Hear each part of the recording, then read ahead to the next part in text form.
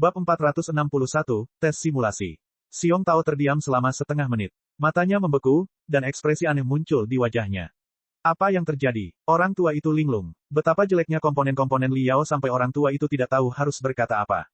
Para penyuling lainnya saling berbisik. Tapi mereka semua tercengang dan memasang ekspresi aneh juga, ketika Xiong Tao diam-diam membuka kotak penyimpanan sepenuhnya, yang dindingnya kemudian runtuh ke tanah memperlihatkan semua yang ada di dalamnya.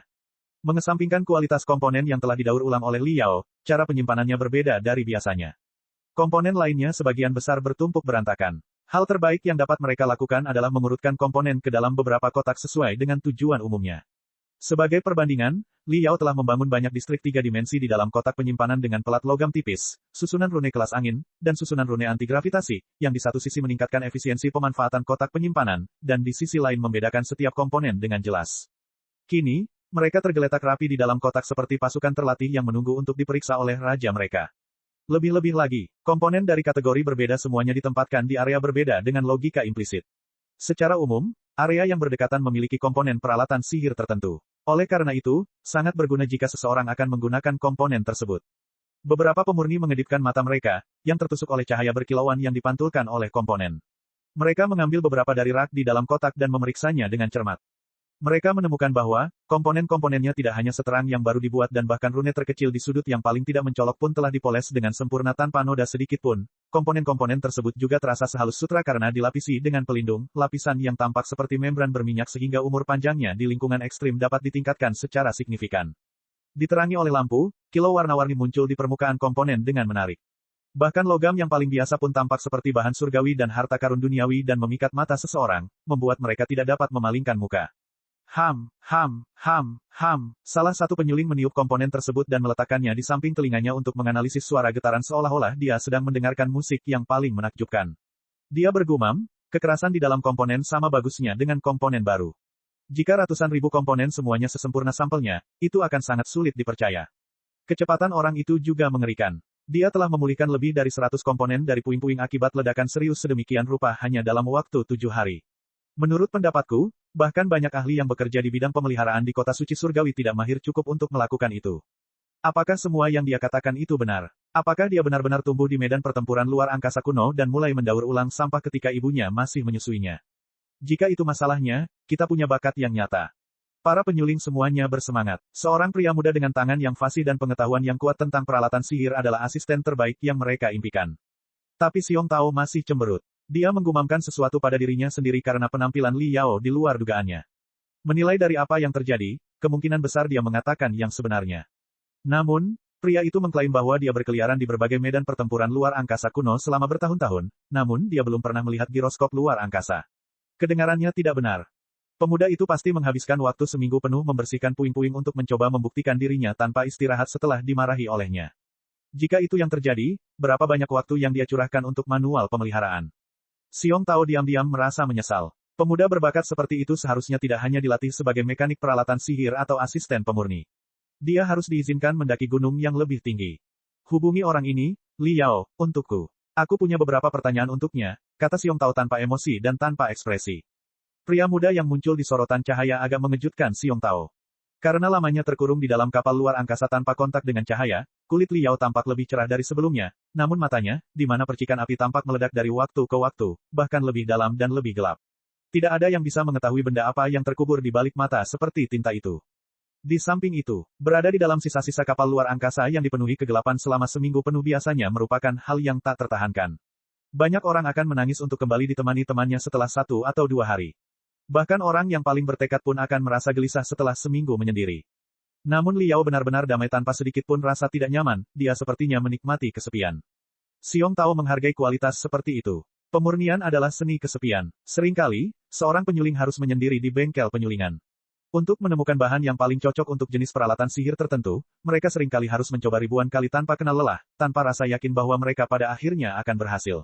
Ketika para penggarap pedang mengayuh pedang mereka, terbang di udara dan menikmati penghormatan ribuan orang, para penyuling sedang berjalan di jalur untuk mengubah hal yang tidak diketahui menjadi diketahui.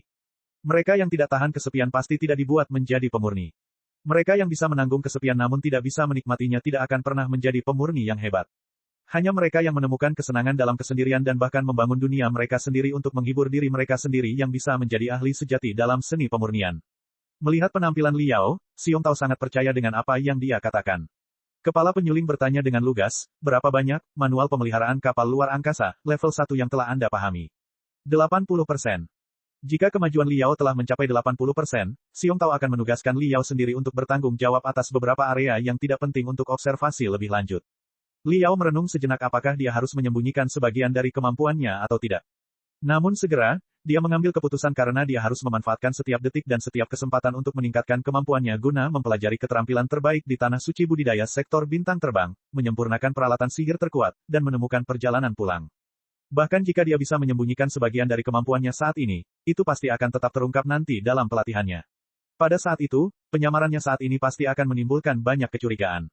Oleh karena itu, dia sebaiknya menunjukkan kepada mereka kemampuannya yang sebenarnya sejak awal. Memikirkan logikanya, Liao menatap mata Xiong Tao dan berkata, saya telah sepenuhnya memahami 3 level pertama, dan saya memahami 79,5% dari 5 level pertama. Level 6, 33,2%. Sedangkan untuk file di luar level 6, aku belum menyentuhnya. Xiong Tao terdiam selama 3 detik. 4 penyuling lainnya tercengang. 3 detik kemudian, Xiong Tao menarik napas dalam-dalam dan menjawab dengan tenang, baiklah. Mohon tunggu sebentar. Komunikasi terputus. Seruan ragu dari keempat penyuling bergema tanpa henti. Hanya dalam 7 hari, dia tidak hanya selesai membersihkan begitu banyak komponen, dia juga berhasil mempelajari setengah dari manual pemeliharaan kapal luar angkasa. Mustahil. Itu mustahil. Paling-paling, dia hanya membacanya sekilas. Bagaimana dia bisa memahaminya? Berhentilah berdebat. Xiong Tao memelototi mereka dan berkata, saya akan menyiapkan ujian khusus untuknya, dengan semua kesalahan yang terjadi pada tanduk emas dalam 7 hari terakhir sebagai pertanyaannya. Sekarang, mari kita kumpulkan kesalahan besar dan kecil di wilayahmu masing-masing selama seminggu terakhir. Di daerahku, sebuah tabung transmisi energi spiritual macet 1 kali, mengakibatkan rangkaian power rune kelebihan beban dan akhirnya meledak. Selain itu, 2 rangkaian power rune saling mengganggu dan tekanan spiritual turun. Kesalahan ini sangat jarang terjadi. Kami menghabiskan 30 beberapa menit mengesampingkan semua kemungkinan lain sebelum akhirnya kami menemukan masalahnya, kata penyuling yang bertanggung jawab atas kompartemen mesin. Di tempatku, gravitasi buatan menghilang secara tiba-tiba 2 kali, dan 4 jenis peralatan sihir yang unitnya peka terhadap gravitasi terbang kemana-mana di dalamnya. Karena gravitasi hanya hilang dalam waktu singkat, kami gagal menemukan sumber masalahnya sampai kami menggali dalam-dalam. Tak perlu dikatakan terlalu banyak mengenai zona turtet. Meskipun beberapa turtet telah diperbaiki untuk keadaan darurat, masalah-masalah kecil terjadi pada mereka setiap hari, dan masalah-masalah besar terjadi pada mereka setiap hari. Tidak ada 1 jam pun menara itu berfungsi tanpa error.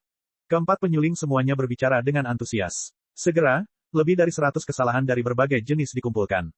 Bersama dengan 3 zona yang dipimpin oleh Xiong Tao sendiri, 182 kesalahan dikumpulkan dan dikirimkan ke prosesor kristal mini Liao sebagai kertas pemeriksaan khusus. Melihat ilustrasi padat dan transparan yang berputar di sekitar kepalanya, Liao sangat senang. Wajahnya merah saat dia bernapas berat. Pertanyaan-pertanyaan di atas kertas tidak terlalu bertele-tele tetapi terkait dengan banyak situasi kehidupan nyata. Itu semua adalah pertanyaan komprehensif yang berpotensi mempengaruhi seluruh kapal luar angkasa. Kertasnya dibuat dengan halus. Pertanyaannya sangat realistis. Bagi seorang ahli dalam bidang pemurnian seperti Liao, tidak ada yang lebih menggairahkannya selain ujian yang dibuat dengan baik.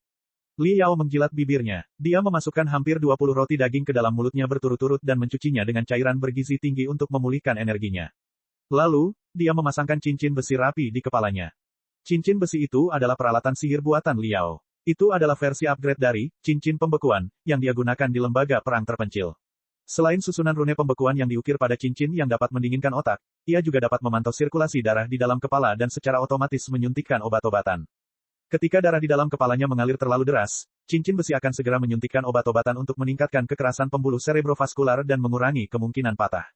Jika situasinya terlalu buruk, ia akan mengirimkan peringatan agar Liao dapat menurunkan aktivitas sel otaknya dan menghindari nasib gangguan mental. Mari kita mulai. Liao menggosok tinjunya dan menyeringai mengerikan. Dia menerjang kertas itu seperti serigala lapar yang menyerang seekor domba. Bab 462, Generator Perisai Spiritual. Xiong Tao melihat arlojinya ketika pikiran telepati Liao yang seluas lautan terpancar sepenuhnya. Hanya 3 jam, 42 menit dan 57 detik setelah mereka mengirimkan kertasnya. Kecepatan Liao yang seperti kilat menyebabkan bengkel pemeliharaan kembali menjadi sunyi senyap. Semua penyuling saling memandang dengan bingung, tetapi mereka tidak berani mengambil kesimpulan apapun. Dengan suara, bip, yang tajam, berkas cahaya bermekaran satu demi satu seperti kelopak bunga. Kelima penyuling membagi jawaban Liao berdasarkan bidang yang mereka kuasai dan meninjau isinya dengan penuh semangat. Benar, benar, dan masih benar. Gagasan beliau tentang cara mengatasi kesalahan sangat jelas. Tindakannya juga tegas, tanpa keraguan.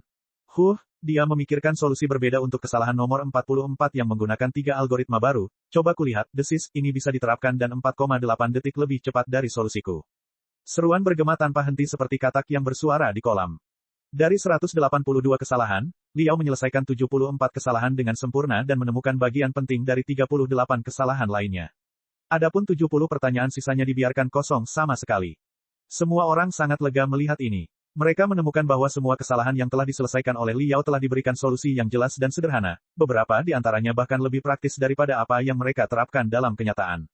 Adapun kesalahan-kesalahan yang belum ia selesaikan sepenuhnya, penjabaran sumber kesalahannya sangat rapi dan tepat. Itu sama dengan mengatakan bahwa tingkat koreksi dari pertanyaan yang dia jawab adalah 100%. Dengan pemikiran tersebut, para penyuling berpengalaman akan mulai meragukan bagaimana monster muda ini dilahirkan dan dari mana asalnya jika dia bisa menyelesaikan semua 182 kesalahan dengan sempurna. Syukurlah, masih ada pertanyaan yang dia tidak mengerti. Secara keseluruhan, dia masih seorang jenius yang dapat diterima. Namun ada satu hal yang mengganggu mereka. Berdasarkan pengetahuan Liao, dia pasti ingin mengatakan sesuatu tentang pertanyaan yang dibiarkan kosong. Tapi kenapa dia memilih untuk tidak menulis apapun tentang mereka? Xiong Tao merenung sejenak dan menyalakan saluran komunikasi lagi. Liao muncul lagi dalam sorotan cahaya, dengan cincin besi berpikir di kepalanya. Di bawah efek ganda dari susunan rune pembekuan dan obat-obatan, banyak kabut-kabur muncul dari kepalanya dan membungkusnya, membuatnya tampak eksentrik dan misterius. Xiong Tao sempat linglung karena dia tidak mengerti untuk apa cincin besi itu. Namun dia tidak membiarkan detailnya mengganggunya dan bertanya dengan lugas, saya punya 2 pertanyaan untuk Anda. Pertama, menurut solusi Anda terhadap kesalahan nomor 14 dan kesalahan nomor 45, pengelola akan ditempatkan di lingkungan dengan suhu lebih tinggi dari 800 derajat selama 3 menit. Apakah ada orang yang mampu melakukan itu dalam skenario kehidupan nyata? Ada, Li Yao mengangguk. Melihat wajahnya yang percaya diri dan matanya yang teguh, Xiong Tao hampir yakin. Pertanyaan kedua, mengapa Anda tidak mengusulkan solusi apapun terhadap kesalahan yang asal-usulnya Anda temukan? Karena aku tidak tahu satu pun, jawab Li Yao dengan nada datar. Mata tajam Xiong Tao menyipit saat dia berkata, menurut ide dan jawabanmu terhadap pertanyaan lain, setidaknya kamu bisa menulis sesuatu tentangnya. Rencana yang mungkin, misalnya, mengapa kamu memutuskan untuk meninggalkannya sepenuhnya? Karena itu hanya membuang-buang waktu. Liao menjawab dengan tenang, setiap orang memiliki bidang yang mereka kuasai. Tidak mungkin bagi seorang penyuling untuk berspesialisasi dalam pemeliharaan dan modifikasi semua jenis peralatan sihir. Kapal luar angkasa terlalu besar dan memiliki terlalu banyak peralatan sihir. Semuanya harus fokus pada beberapa di antaranya. Tidak perlu dan tidak mungkin saya mengetahui semua bidang.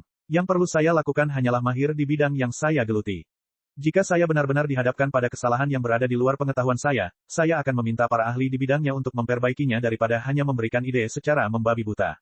Ya, saya bisa mencoba yang terbaik dan menulis sesuatu di kertas. Jika saya benar-benar beruntung, mereka mungkin benar.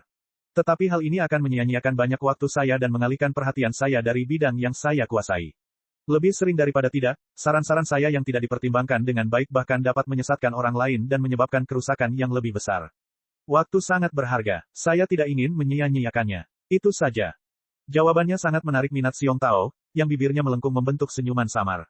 Bakat Liao dalam memurnikan sudah cukup mengejutkan. Namun yang lebih mengejutkan adalah kesadarannya akan pengendalian diri. Dia tidak seperti orang jenius biasa yang melakukan sesuatu secara acak berdasarkan bakat alami mereka yang luar biasa. Baja terbaik harus digunakan untuk membuat ujung pisau. Bagi seorang kultivator, materi surgawi dan harta karun duniawi serta segudang seni kultivasi tentu saja merupakan baja yang bagus, namun sumber daya yang paling penting bagi mereka adalah waktu. Seorang kultivator yang berakal sehat akan selalu memanfaatkan setiap detiknya sebaik-baiknya dengan menghitung secara cermat dan sehemat mungkin. Mereka memahami di bidang mana mereka harus mencurahkan waktu mereka sehingga mereka dapat meningkatkan diri mereka ke tingkat tertinggi dalam budidaya setelah berhari-hari dan bertahun-tahun. Xiong Tao awalnya berencana meminta Liao mengambil alih beberapa zona tidak penting. Namun saat ini, dia berubah pikiran. Dia berniat untuk menugaskan Liao ke beberapa bidang penting sendirian. Namun karena Liao tampaknya masih terlalu muda, latar belakangnya tidak sepenuhnya jelas, dan zona penting berkaitan dengan nasib kapal luar angkasa, Xiong Tao ragu-ragu untuk mengambil keputusan. Merenung sejenak, Xiong Tao akhirnya mengambil keputusan dan berkata, saat kamu bergabung dengan perkumpulan Great Horn Exo, manajer Bai seharusnya memberitahumu bahwa, selama kamu membuktikan dirimu cukup mampu, kamu akan bertanggung jawab atas postingan yang lebih penting. Sekarang, saya berpikir untuk meminta Anda bekerja sebagai asisten Master Bai Se dan membantunya memastikan generator perisai spiritual berfungsi normal. Apakah Anda bersedia menerima tawaran itu? Liao mengedipkan matanya, tapi pikirannya dipenuhi dengan ekstasi. Tentu saja dia bersedia. Generator perisai spiritual adalah salah satu peralatan magis paling penting di kapal luar angkasa. Itu bahkan lebih penting daripada kompartemen mesin dan prosesor kristal mainframe. Jika susunan power rune rusak, kapal luar angkasa selalu bisa melayang perlahan di lautan bintang, menunggu sampai diperbaiki. Namun, jika generator perisai spiritual meledak karena badai kosmik atau pemboman kapal luar angkasa musuh, perisai spiritual kapal luar angkasa tersebut akan runtuh. Jika demikian, cangkang kapal luar angkasa akan menerima pukulan penuh dari serangan musuh. Bahkan cangkang yang paling kokoh pun tidak akan mampu bertahan lama melawan serangan semacam itu.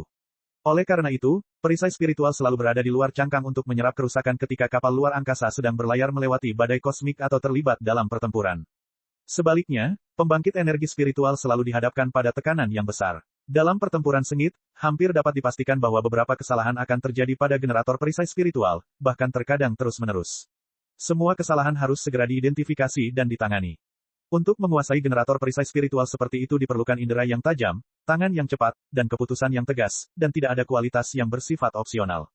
Di kapal luar angkasa, pemurni yang bertanggung jawab atas generator perisai spiritual biasanya adalah orang yang paling terampil, berpengalaman, dan dihormati. Kadang-kadang, mereka hanya berada di urutan kedua setelah kepala penyulingan, terkadang, kepala pemurni akan mengelola generator perisai spiritual secara pribadi.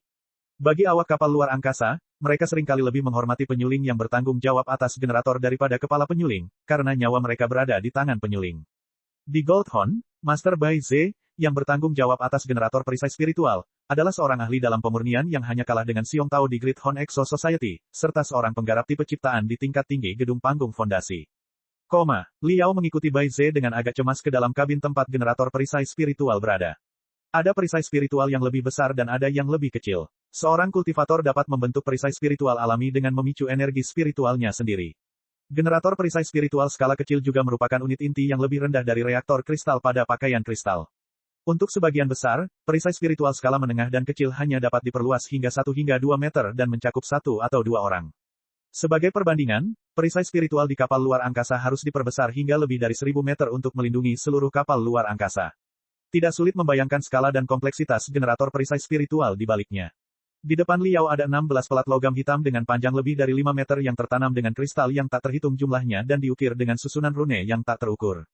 Pelat logam tersebut dibagikan dalam bentuk lingkaran dan ditempatkan di zona berbentuk bola raksasa dengan diameter lebih dari 50 meter. Selain bengkel perawatan utama, ruang mesin, dan kokpit, ini harus menjadi ruang mandiri terbesar di kapal luar angkasa.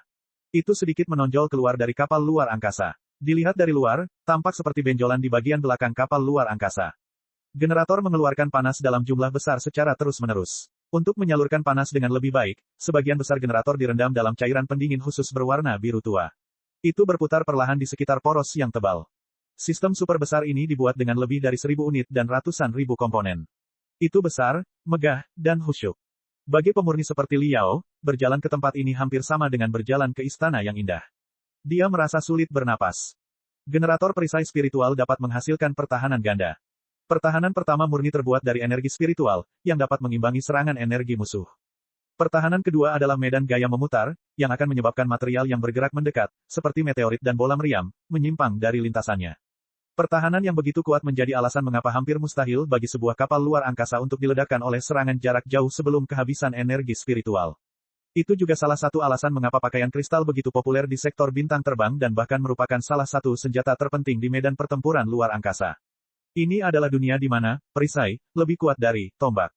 Hanya pakaian kristal yang dapat menyusup ke dalam perisai spiritual tanpa dihentikan dan menyusup ke bagian dalam lingkaran pertahanan musuh sehingga pertempuran dapat diselesaikan di dalam kapal luar angkasa.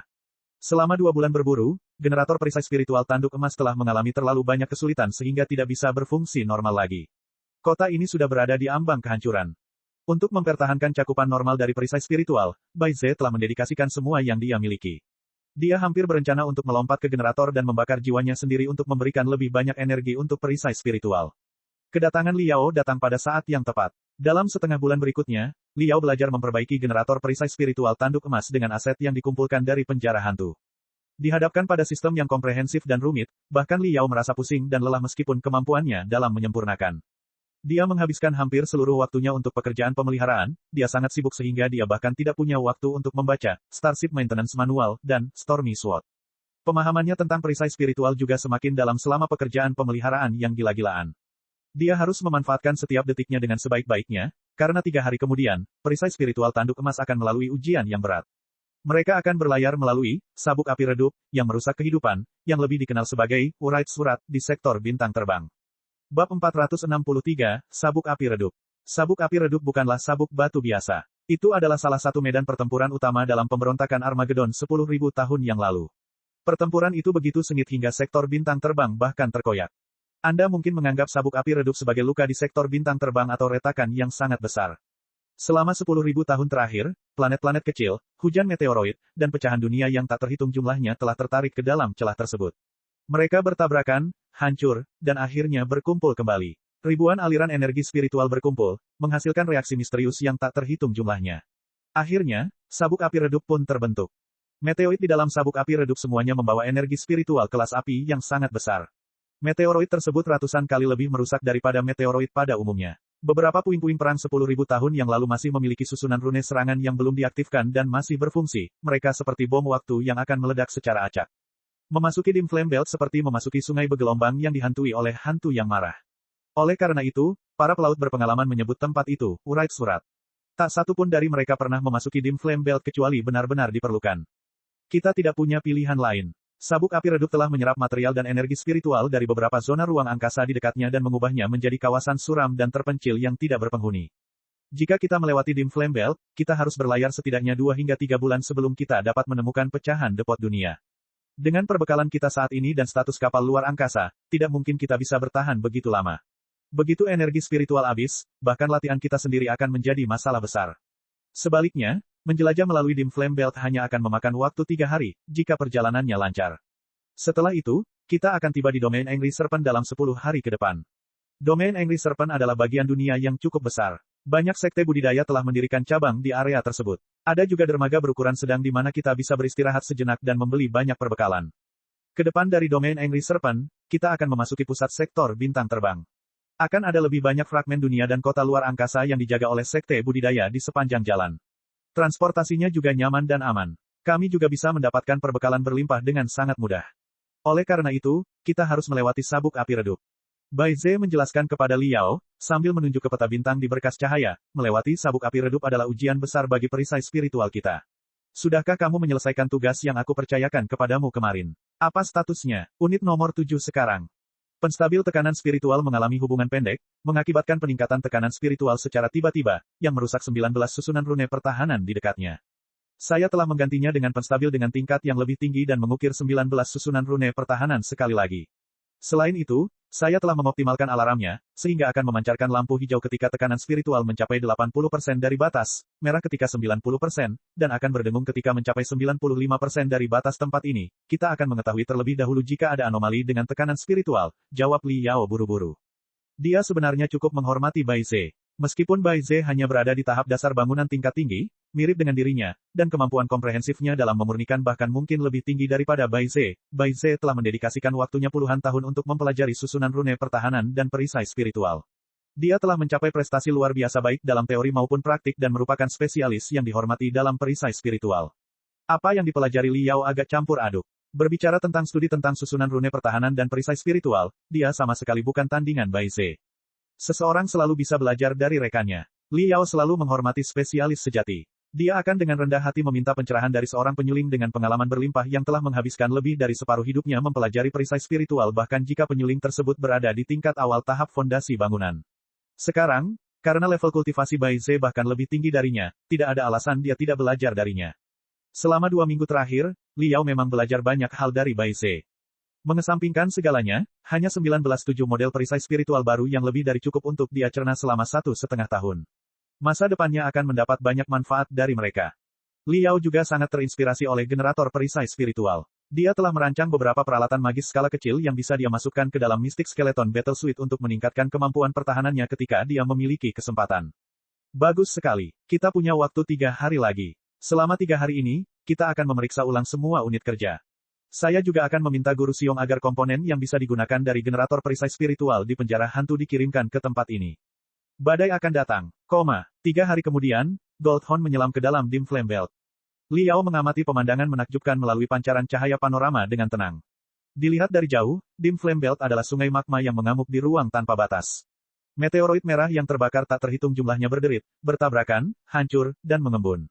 Magma yang mendidih menimbulkan ribuan gelombang, yang masing-masing gelombang bahkan lebih indah daripada menonjolnya matahari. Wright Surat benar-benar pantas mendapatkan namanya. Bahkan para dewa pun akan ketakutan jika mereka datang ke tempat ini. Li Yao merasa telapak tangannya berkeringat. Bukanlah tugas yang mudah untuk menembus sabuk batu yang berbahaya itu. Saat Goldhorn sepenuhnya memasuki dim flame belt, pemandangan di dalam berkas cahaya berubah. Sebagian besar meteoroid merah sebenarnya masih jauh dari kapal luar angkasa, tetapi cahaya dan panas yang dahsyat yang dipancarkannya bertiup ke arah tanduk emas seperti badai merah. Setengah jam setelah mereka memasuki dim flame belt, suhu di sekitar Goldhorn telah melampaui 1500 derajat. Perisai spiritual berwarna emas terang perlahan-lahan berubah menjadi merah tua karena menahan suhu tinggi di dekatnya. Perhatian, kita memasuki lingkungan yang sangat panas. Atur perisai spiritual ke dalam pola anti panas. Aktifkan susunan rune pendingin untuk mendinginkan cangkang dan ruang mesin. Aktifkan susunan rune kelas angin untuk menerbangkan aliran air panas. Di bawah komando Bai Ze, berkas cahaya di depan Li Yao tiba-tiba berubah dari pemandangan alam semesta menjadi serangkaian rune seukuran kepala lalat, yang mengalir turun dari atas berkas cahaya. Tanpa emosi, Li Yao mengubah kedua tangannya menjadi dua kelompok kabut abu-abu. Kabut abu-abu kemudian mengelilinginya dan mulai beroperasi pada berkas cahaya melingkar. Dengan gerakan Li Yao yang seperti kilat, rune yang tak terhitung jumlahnya melompat ke 16 pelat logam yang membentuk generator perisai spiritual. Kecerahan yang mereka pancarkan terjalin menjadi pola-pola baru. Di sekitar generator, cairan pendingin menderu-deru. Banyak gelembung bermunculan karena suhunya sangat tinggi. Baiklah, suhu pelat baja kapal luar angkasa stabil pada 850 derajat, yang dapat ditanggung oleh kita. Jaga agar tekanan spiritual umum tetap stabil dan pastikan medan gaya memutar berfungsi normal dalam suhu tinggi. Meteoroid ini daerahnya sangat kacau tanpa pola yang dapat dibedakan. Waspadai tabrakan meteoroid. Bai Ze baru saja menyelesaikan kalimatnya ketika kemerahan yang berbahaya muncul di sorotan cahaya. Sebuah meteoroid yang terbakar dengan diameter lebih dari 500 meter memancarkan kemerahan yang aneh meluncur ke arah tanduk emas dengan kecepatan yang luar biasa. Menurut lintasannya, ada waktu 13 detik sebelum mencapai tanduk emas. Lingkungan sabuk api redup yang kacau dan panas mengganggu peralatan magis probe tanduk emas, itulah sebabnya mereka gagal mendeteksinya lebih awal. Bai Ze sangat khawatir. Dia berencana untuk mengambil alih panel operasi, ketika dia menyadari bahwa Li Yao bahkan tidak mengedipkan matanya. Gerakan Li Yao yang seperti badai sebelumnya tiba-tiba berubah lembut, seolah-olah dia sedang memangkas bulu kucing yang sedang tidur. Jari-jarinya yang sempit dan panjang meluncur di atas berkas cahaya dengan lembut dan lancar dan menyelesaikan penyesuaian dan aktivasi medan gaya memutar dalam waktu 5 detik. Hah! Terjebak oleh medan yang berputar, meteoroid yang deras itu sedikit mengubah lintasannya dan melewati tanduk emas. Jarak terpendek antara mereka hanya 99 meter. Karena gangguan energi spiritual yang terkandung di dalam meteoroid tersebut, tanduk emas menggigil. Serpihan dan gelombang merah darah muncul di berkas cahaya. Bai Ze sangat terkejut hingga keringat dingin muncul di dahinya. Di sisi lain, Li Yao masih tanpa emosi. Namun, ada kegembiraan di matanya. Dia bahkan menjilat bibirnya, menunjukkan bahwa dia sangat menikmatinya. Bepergian di dim flame belt yang berbahaya tampaknya hanya menjadi permainan yang menarik bagi Li Yao.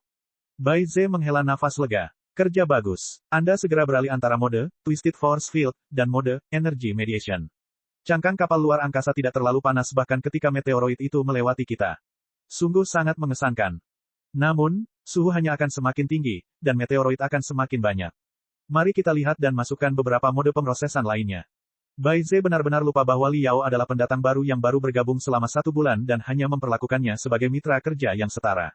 Keduanya mulai berdiskusi dengan penuh semangat. Unit nomor 337 rusak. Ganti dengan yang baru. Hujan meteoroid akan datang ke arah kita. Ada lebih dari 10 meteoroid yang diameternya lebih besar dari 300 meter.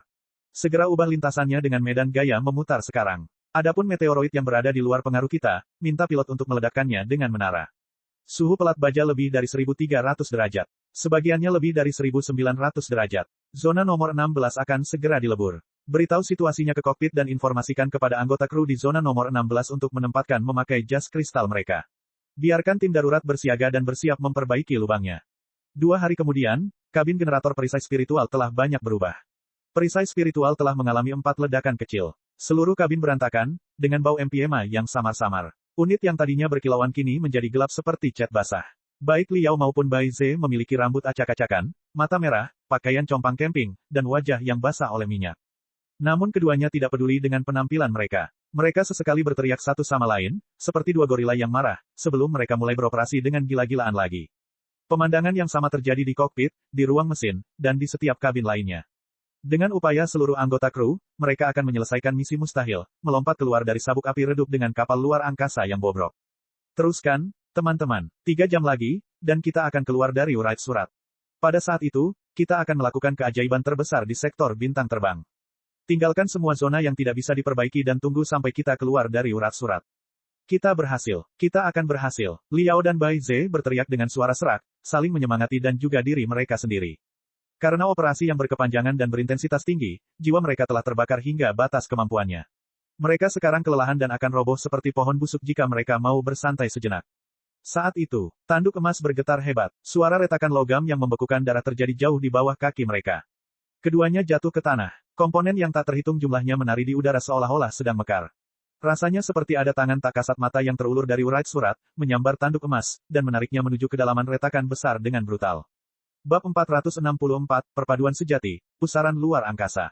Pada berkas cahaya operasi, parameter yang mewakili suhu eksternal dan internal kapal luar angkasa serta kinerja perisai spiritual, seolah-olah dirangsang oleh obat-obatan yang memperkuat, hampir seketika melampaui garis peringatan dan terus melonjak.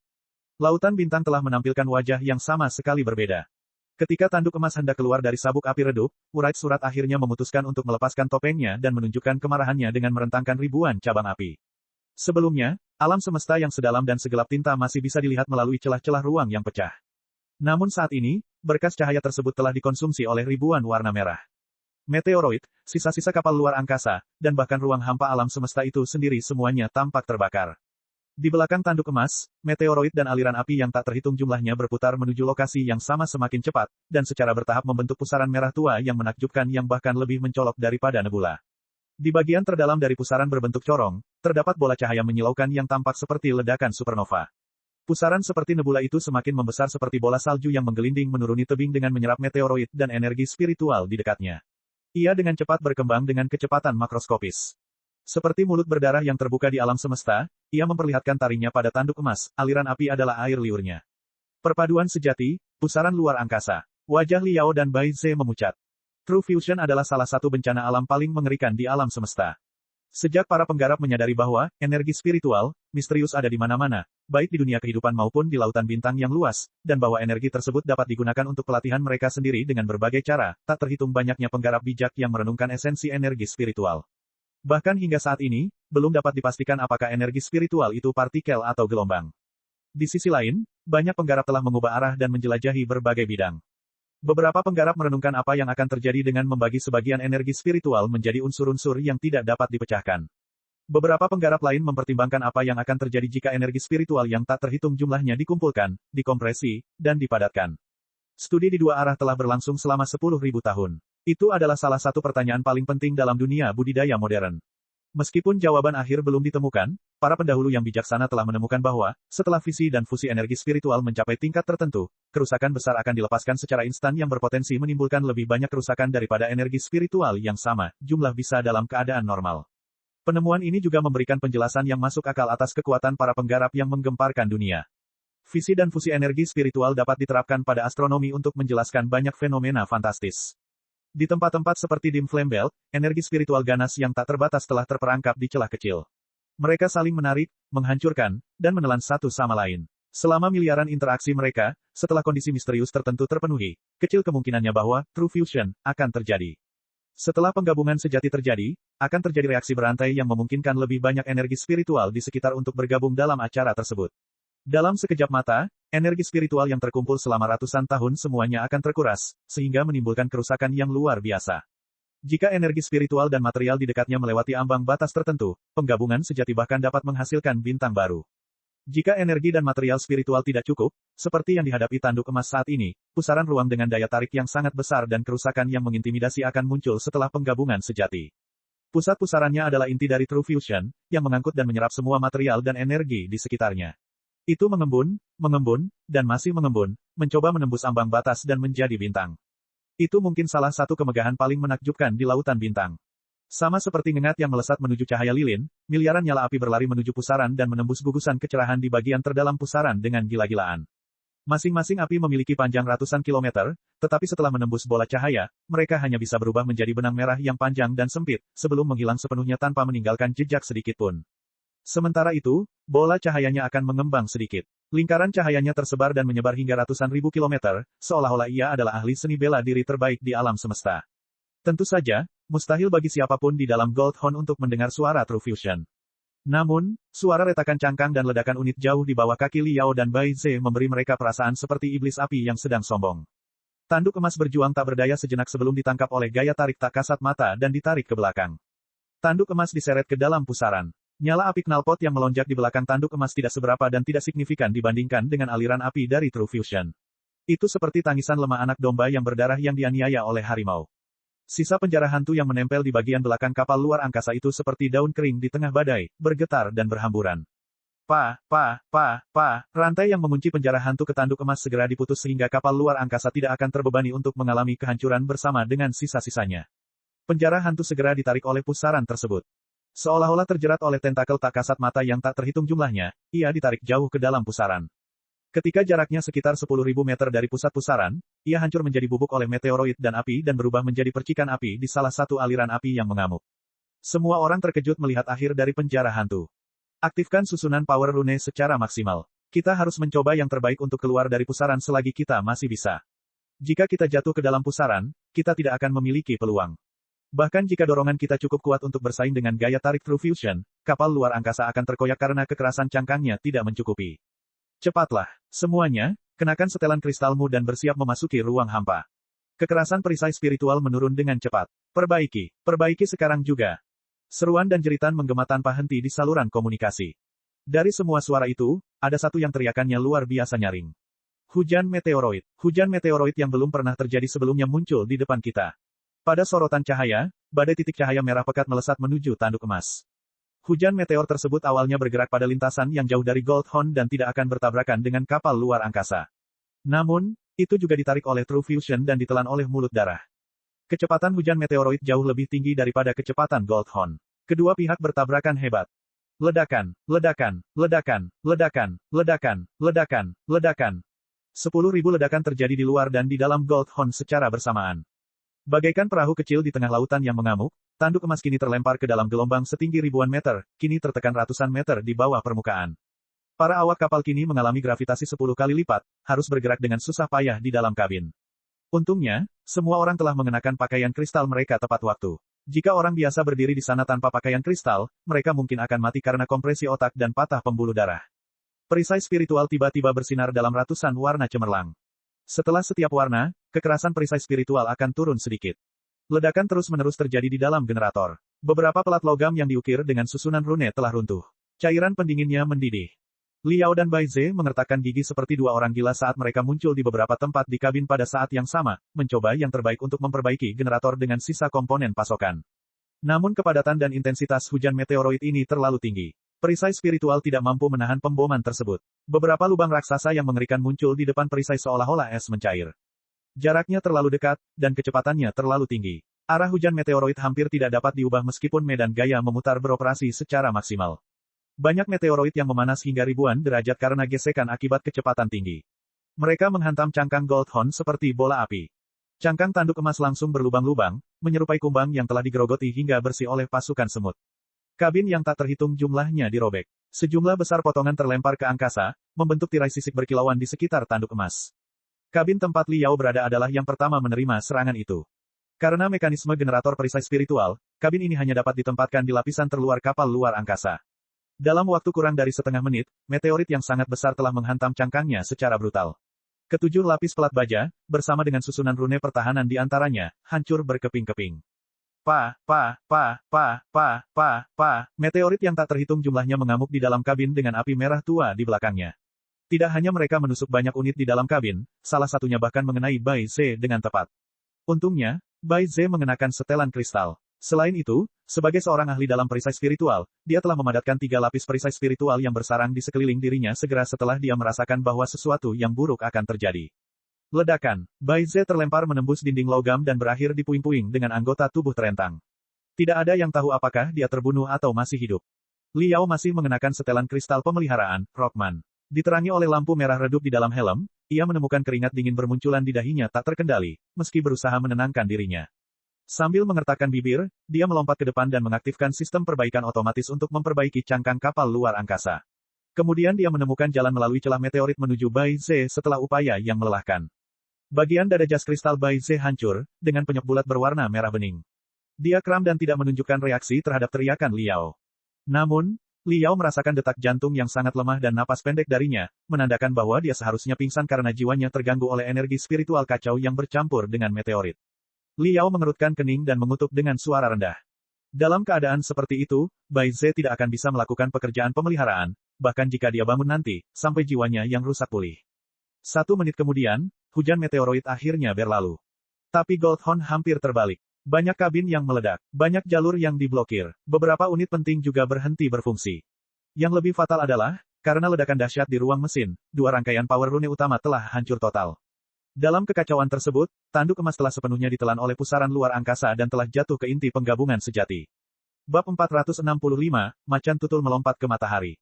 Kokpit telah dilalap api yang berkobar. Peralatan sihir yang rusak beterbangan kemana-mana. Untungnya, mereka yang memenuhi syarat untuk tetap berada di kokpit semuanya adalah pejuang berpengalaman, dan mereka telah mengalami cukup banyak skenario di mana kokpit tersebut terkena serangan senjata musuh secara langsung. Oleh karena itu, setelah beberapa saat terjadi kekacauan, api padam dan kerusakan diperbaiki. Apa status kita saat ini? Teriak Lei Dalu di saluran komunikasi. Prosesor kristal mainframe kehilangan 5% kemampuan komputasinya. Sebuah ledakan terjadi di dalam kompartemen mesin, dan 2 rangkaian power rune terbuang. Namun Master Xiong sedang mengerjakannya sekarang, dan penurunan dorongan telah dihentikan. Kabin generator perisai spiritual mengalami kerusakan paling parah. Ia terkena hujan meteoroid secara langsung. Kabin di dekatnya semuanya terkoyak, jalur menuju ke sana diblokir, dan dikelilingi oleh gangguan energi spiritual yang parah juga. Wajah Bai Keixin pucat dan dingin saat dia berbicara dengan cepat. Komunikasi antara kabin generator perisai spiritual dan kami telah terputus. Kami tidak dapat menghubungi Bai Ze. Mengingat tersumbatnya jalur dan kurangnya tenaga, kami memerlukan setidaknya setengah jam untuk menerobos ke dalam dia. Kekerasan perisai spiritual kita telah turun menjadi 52% dan masih menurun. Jika terus mengikuti tren saat ini, kita akan kehilangan perisai spiritual kita sepenuhnya dalam 15 menit ke depan, pelat baja. Ini akan menjadi keajaiban jika kita bisa bertahan 3 menit. Hal yang paling mengerikan adalah kita telah sepenuhnya ditangkap oleh bola gravitasi dari True Fusion. Kecepatan kita sekarang terlalu rendah untuk bersaing dengan gaya tariknya. Kita hanya akan perlahan-lahan jatuh ke dalam intinya dan berakhir sebagai percikan kecil seperti yang dilakukan penjara hantu. Kekuatan penggabungan sejati terlalu besar. Kita tidak akan cukup cepat untuk menghilangkan daya tariknya bahkan jika rangkaian power rune berfungsi penuh, apalagi 2 di antaranya sudah meledak. Kata-kata Bai Keixin membuat saluran komunikasi menjadi sunyi senyap. Satu-satunya hal yang bisa didengar hanyalah napas putus asa dan detak jantung yang berdebar-debar. Lei Dalu terdiam lama, lalu dia tiba-tiba mulai tertawa, dengan cara yang hampir membuat takut teman-temannya yang mendengarkannya, sebelum dia memerintahkan, maju. Apa? Mata Bai Keixin terbuka lebar, karena dia mengira telinganya menipunya. Ku bilang, maju. Aktifkan susunan power rune secara maksimal dan maju dengan kecepatan penuh ke arah yang sama dengan pusaran True Fusion. Suara Lei Dalu bergetar, setengah ketakutan dan setengah kegembiraan. Kita hampir tidak mempunyai energi spiritual yang tersisa. Struktur kapal luar angkasa juga lemah. Kita tidak akan mempunyai peluang melawan daya tarik penggabungan sejati bahkan jika kita kembali dengan kecepatan penuh. Dalam hal ini, hasil akhir kita adalah kapal luar angkasa itu terkoyak-koyak karena peregangan yang berlebihan atau perlahan-lahan terseret ke dalam pusaran setelah kita kehabisan energi spiritual dan semua rangkaian kekuatan rune hancur. Sekarang kita tidak mungkin bisa kembali lagi, sebaiknya kita ambil risiko saja. Pusaran ruang angkasa ini harus berdiameter lebih dari 1 juta kilometer. Saat ini, kita masih berada di tepinya. Daya tariknya tidak terlalu kuat di sini dan saat ini. Sementara itu, ia berputar dengan cepat. Semua material dan energi spiritual yang dikonsumsinya akan dipercepat dan dikirim ke pusatnya dalam bentuk spiral. Jika kita maju dengan kecepatan penuh, kita akan bisa menggambar busur dan berakselerasi ke kecepatan yang lebih tinggi. Saat kecepatan kita mencapai titik yang cukup untuk melawan gaya tarik menarik, kita akan mengubah arah dan dengan demikian memiliki kesempatan untuk keluar dari pusaran. Bai Keixin linglung sejenak. Darah di sekujur tubuhnya mengalir menuju kepalanya. Bahkan kedua alisnya yang putih agak merah sekarang. Dia mengertakkan gigi dan berkata, ya, pusaran ruang angkasa memang bisa mempercepat kita. Ini mungkin satu-satunya kesempatan kita. Namun, kita hanya punya 1 kali untuk mencobanya. Sementara kecepatan kita melonjak saat kita bergerak secara heliks di dalam pusaran, kita akan terseret semakin dalam di pusaran ruang angkasa dan terikat oleh gaya tarik yang semakin kuat. Oleh karena itu, kita harus memanfaatkan jendela waktu terbaik untuk mengubah arah. Jika terlalu dini, kita tidak akan bisa mendapatkan kecepatan yang cukup. Jika terlambat, gaya tarik menarik akan terlalu besar meskipun kita memiliki kecepatan yang cukup, dan akhir yang paling mungkin bagi kita adalah kapal luar angkasa akan hancur berkeping-keping setelah beberapa saat mengalami kebuntuan. Selain itu, rencana tersebut memiliki permintaan yang sangat tinggi pada kompartemen mesin dan kabin generator perisai spiritual. Pentingnya kompartemen mesin sudah cukup jelas. Perisai spiritual kita juga akan melalui ujian yang berat. Kekerasannya saat ini masih jauh dari cukup untuk menahan kekuatan robek dan tumbukan hujan meteoroid jauh di dalam pusaran ruang angkasa. Lei Dalu menarik napas sejenak dan berkata dengan tegas, saya percaya pada semua orang, dan saya yakin kita akan berhasil. Sekarang, berhentilah mundur. Maju, maju, maju dengan kecepatan penuh menuju inti pusaran ruang angkasa dan penggabungan sejati itu sendiri. Di dalam kabin generator perisai spiritual, Liao memasang Bai Ze dan jas kristalnya ke dinding dengan magnet besar dan memasang susunan rune pertahanan di sekelilingnya sebelum dia kembali dan bersiap untuk membereskan kekacauan itu. Di kubahnya, tabung yang dipilin menyemprotkan banyak busa yang terkonsolidasi menjadi materi abu-abu padat dan berhasil menutup lubang yang tak terhitung jumlahnya di cangkangnya. Potongan-potongan peralatan sihir yang menari dengan gila-gilaan akhirnya menjadi damai dan jatuh ke tanah dengan suara bergerak. Melihat kekacauan di depannya, Liao merasa ada seseorang yang memasukkan segenggam susunan rune beku ke selangkangannya. Rasa dingin muncul dari perutnya, mengalir ke seluruh tubuhnya, dan mengapur seluruh sarafnya. 16 pelat logam yang membentuk generator perisai spiritual semuanya serba salah. Banyak dari mereka yang diledakkan oleh meteoroid. Banyak batu panas yang masih tertanam di dalamnya, merusak susunan rune pertahanan di sana. Beberapa komponen cadangan yang telah disiapkan Liao telah dibuang ke ruang hampa. Apapun yang tersisa juga berantakan dan berserakan di setiap sudut kabin. Sumbu utama di tengah generator memancarkan sinar mistik yang tidak menyenangkan dan berputar dengan kecepatan yang semakin rendah. Liao mengutuk dalam hati. Sumbu utama adalah inti dari kolam pendingin. Dengan memutar 16 pelat logam, pelat tersebut dapat didinginkan sepenuhnya di dalam kolam pendingin. Setelah poros utama putus, cairan pendingin di sekitar 16 pelat logam akan mendidih dan menguap dengan sangat cepat, sehingga tidak menurunkan suhu. Dalam beberapa menit, pelat logam akan mulai meleleh, dan stabilitas perisai spiritual akan mencapai titik terendah. Liao mencoba menghubungi kokpit di saluran komunikasi, hanya untuk menerima apapun selain kebisingan latar belakang. Sebagian besar berkas cahaya berwarna hitam atau menunjukkan omong kosong. Untuk berkas cahaya yang masih berfungsi, koneksinya ke prosesor kristal mainframe juga telah terputus. Dia benar-benar kehilangan segala bentuk komunikasi dengan kokpit. Kapal luar angkasa itu perlahan-lahan berputar dalam pusaran ruang angkasa menuju kedalamannya. Kehancuran sepertinya merupakan akibat yang tidak bisa dihindari. Liao menarik napas dalam-dalam. Bibirnya membentuk senyuman gila yang persis sama dengan yang dikenakan Lei Dalu saat ini. Saya masih hidup saat ini. Biarpun aku akan hancur dalam hitungan detik, aku masih hidup sekarang. Hidup berarti bertarung. 1 detik lagi untuk bertahan hidup seharusnya menjadi 1 detik lagi perjuangan. Aku tidak boleh meninggalkan diriku sendiri sampai bagian terakhir jiwaku terbakar menjadi abu. Dinglingdang sedang menungguku, Federasi Star Glory sedang menungguku, sektor asal surga sedang menungguku. Saya tidak bisa mati karena penggabungan sejati yang tidak berarti di tempat yang menyedihkan ini. Saya telah membunuh petir, saya telah mengeksekusi tornado, dan inilah saatnya saya meledakkan pusaran luar angkasa. Liao menggigit bibirnya begitu keras hingga berdarah. Keinginan bertarungnya yang melonjak hampir membakar matanya. Dia mengeluarkan banyak obat penguat dari kosmos ring miliknya.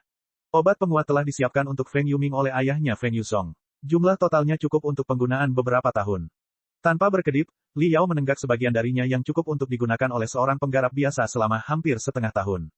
Rentetan ledakan langsung meletus di perutnya. Kulitnya pecah-pecah, dan magma mengamuk di dalam nadinya. Energi spiritualnya telah habis. Saat ini, dia membutuhkan kekuatan yang paling mengintimidasi dan dahsyat. Seni menelan paus, aktifkan. Seperti iblis gila, Liao mencoba yang terbaik untuk menyerap energi spiritual yang terkandung di dalam obat penguat dengan seni paus menelan, seni budidaya dasar dari 100 sekte peleburan 40.000 tahun yang lalu.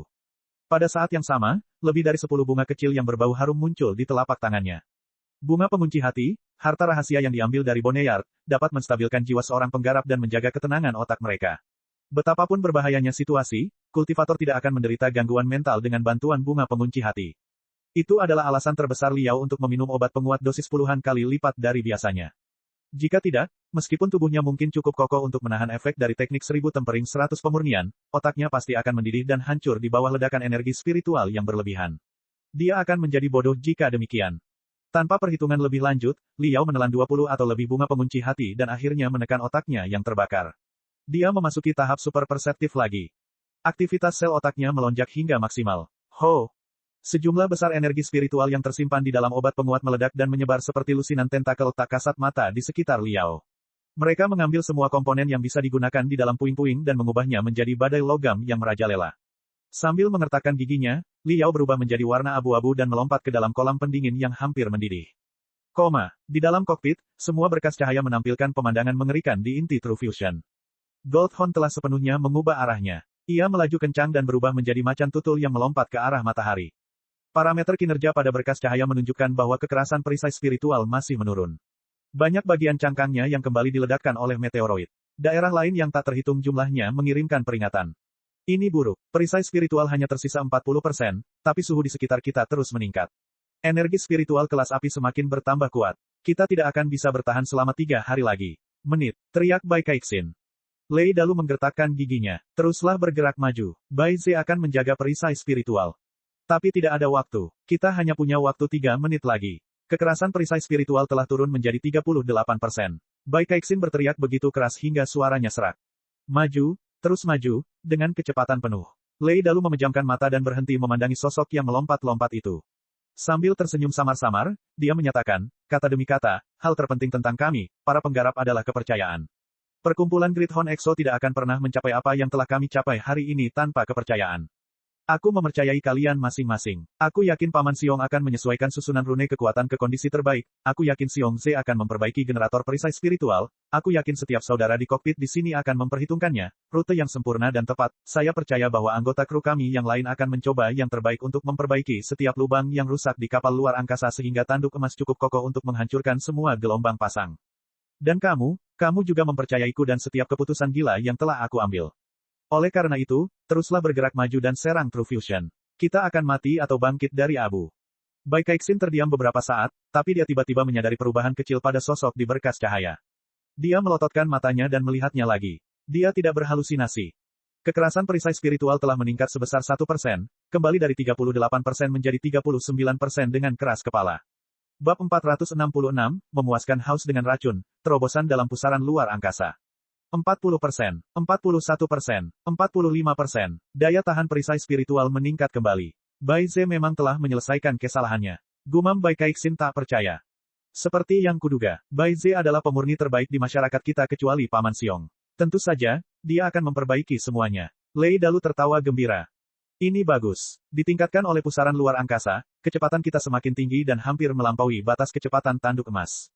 Bai Keixin langsung mendapatkan kembali profesionalismenya. Dia dengan cepat mengoperasikan berkas cahaya melingkar sambil berkata, tetapi kita juga semakin masuk ke dalam pusaran itu.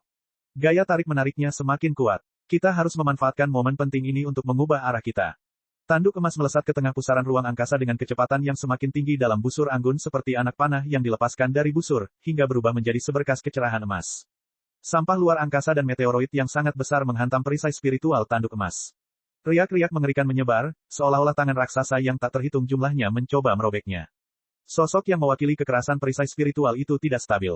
Sekarang, angkanya melonjak. Sekarang, ia jatuh. Ia berjuang untuk bertahan di sekitar 50%.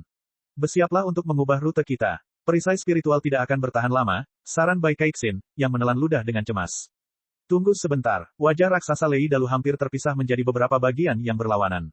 Dia masih memasang senyuman gila, namun matanya merah saat menatap data yang terus berubah pada berkas cahaya tanpa berkedip.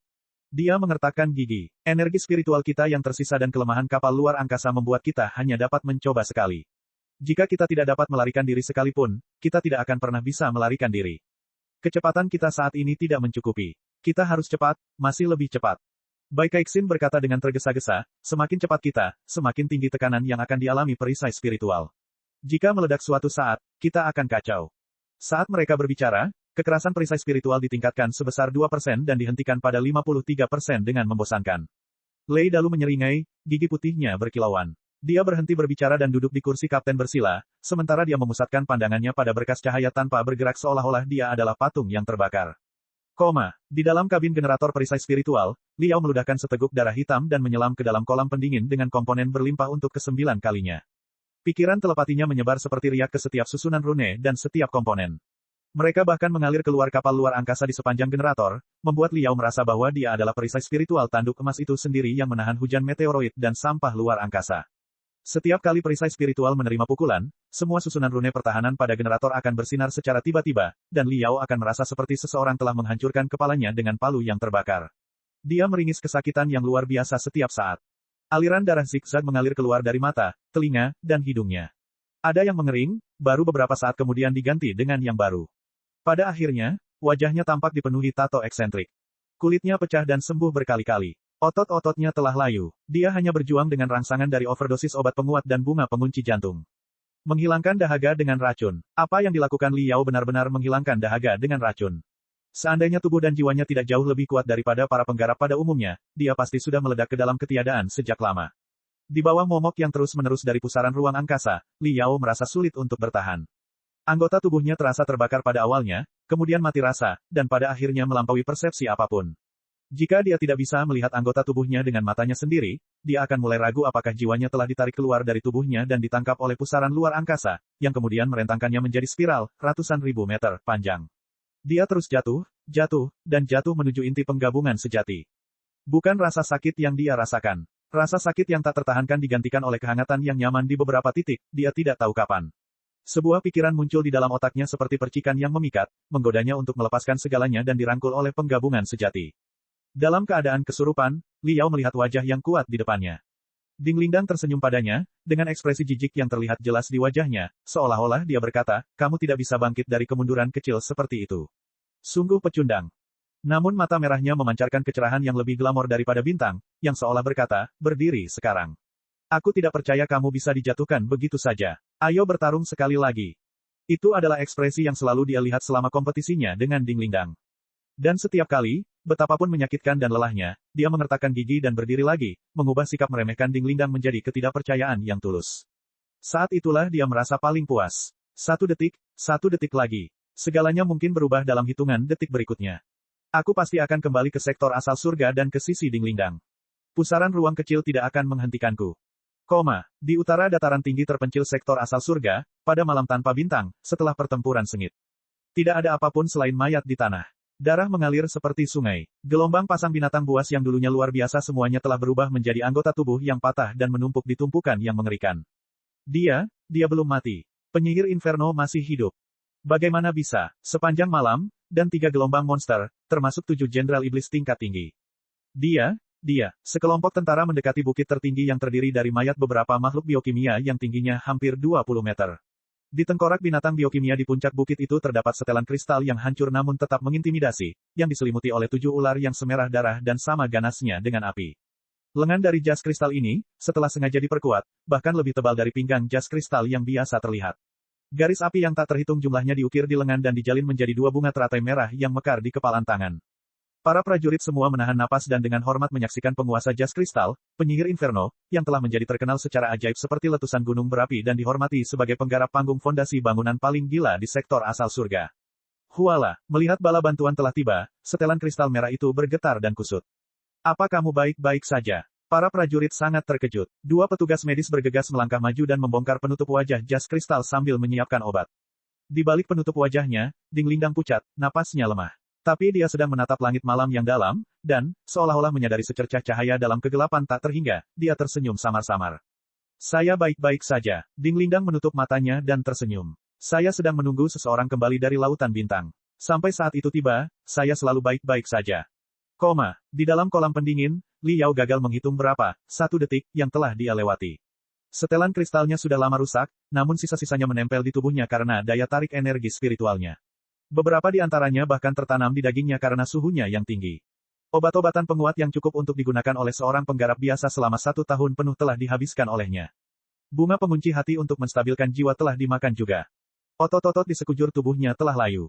Pembuluh darah dan saraf yang tebal menonjol keluar dari kulitnya, menyusut dan membesar secara mengerikan. Pada saat ini, aliran api sepanjang hampir 10.000 km bersama dengan miliaran meteoroid memanjang dari bagian terdalam True Fusion dan mengeluarkan energi yang menyerupai jilatan api matahari. Meskipun aliran sungai berjarak ribuan kilometer dari Gold Horn, api di depan telah menamparkan Gold Horn seperti tangan raksasa yang tak terhentikan. Ledakan. Untuk sesaat, perisai spiritual Gold Horn bergetar seperti gelembung sabun di bawah sinar matahari dan hampir hancur. Li Yao merasa seperti tersambar petir. Setelan kristalnya tiba-tiba meledak menjadi ribuan keping berkilauan, memperlihatkan tubuh yang kering dan kurus.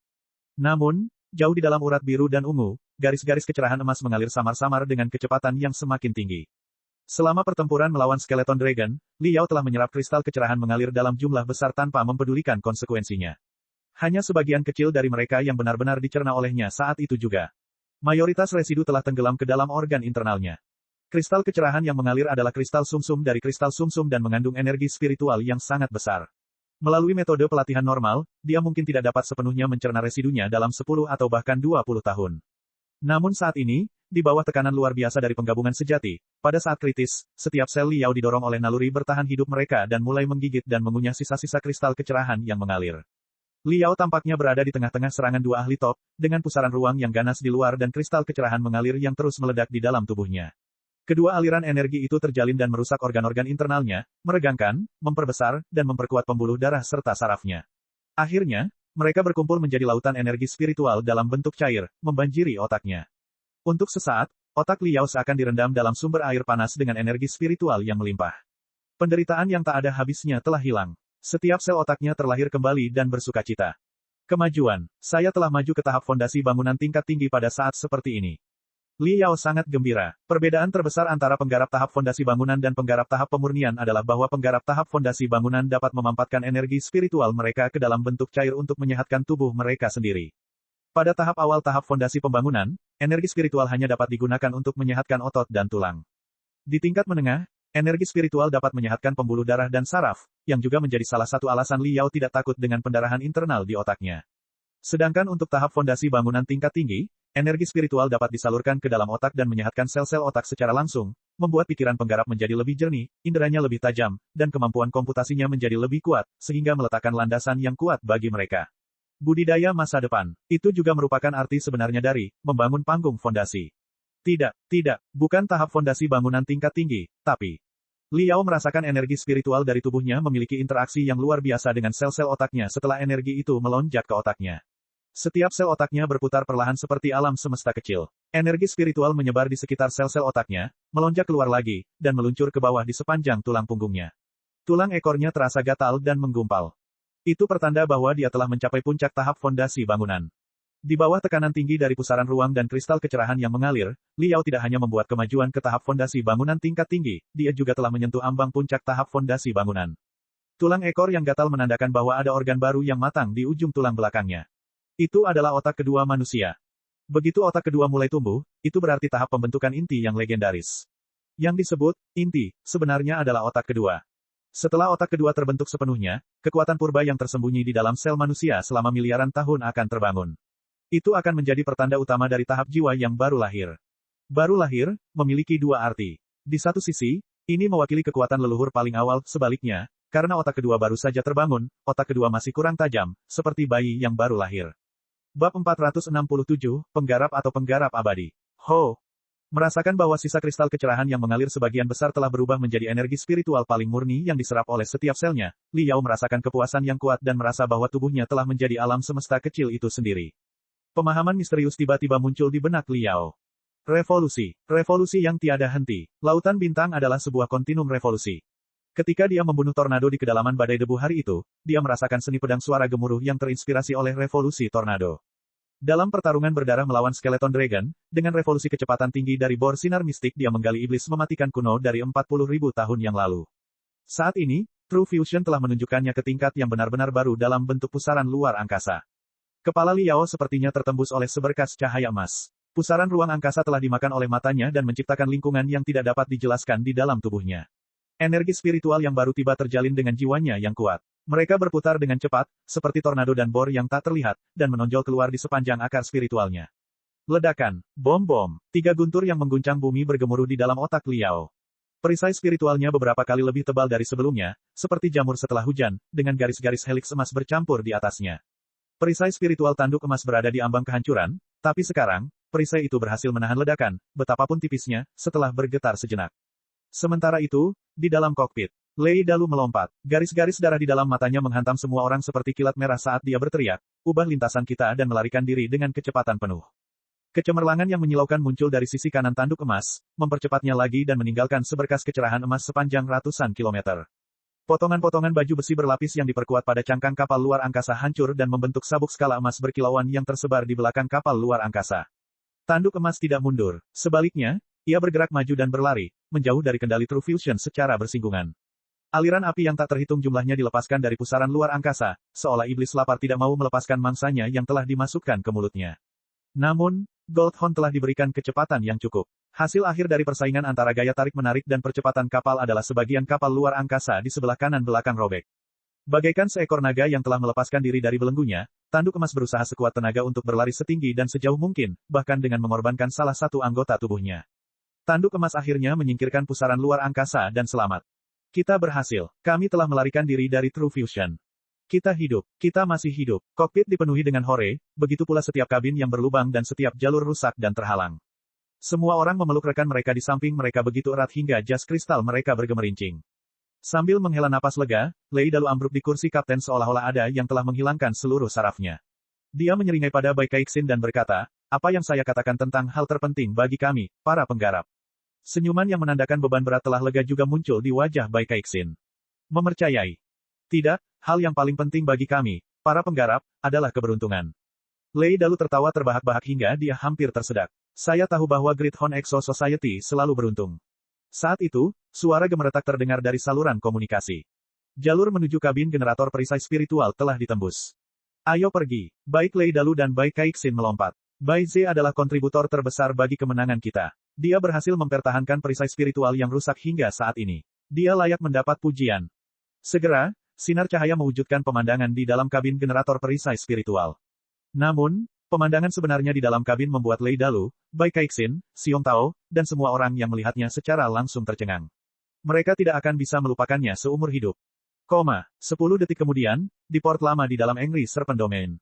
Astaga, apa-apaan ini? Menyaksikan kapal luar angkasa yang berantakan perlahan-lahan melayang dekat dengan pancaran cahaya, seorang penggarap berpengalaman menggosok matanya dan berseru kaget tak terkendali. Seandainya dia tidak sesekali melihat asap knalpot di belakang kapal luar angkasa, dia akan mengira itu adalah kapal hantu dalam dongeng perkotaan. Setengah jam kemudian, Goldhorn berlabuh di pelabuhan Angry Dragon Domain. Dalam setengah hari, semua penggarap dan orang-orang biasa di domain naga marah mengetahui keberadaan masyarakat EXO dan kapal luar angkasa, yang disewa oleh orang biasa dengan harga sekantong beras dan memburu sekelompok orang kejam, dan bajak laut luar angkasa yang putus asa melewati lusinan zona luar angkasa dan pecahan dunia hingga mereka membantai semua penjahat, sehingga tidak ada satupun yang hidup di ujung dunia. Kemudian, mereka menerobos surat-surat dengan kapal luar angkasa mereka yang compang camping melewati angin dan gelombang yang bertarung melawan pusaran luar angkasa dan True Fusion. Akhirnya, para pahlawan tiba dengan sukses.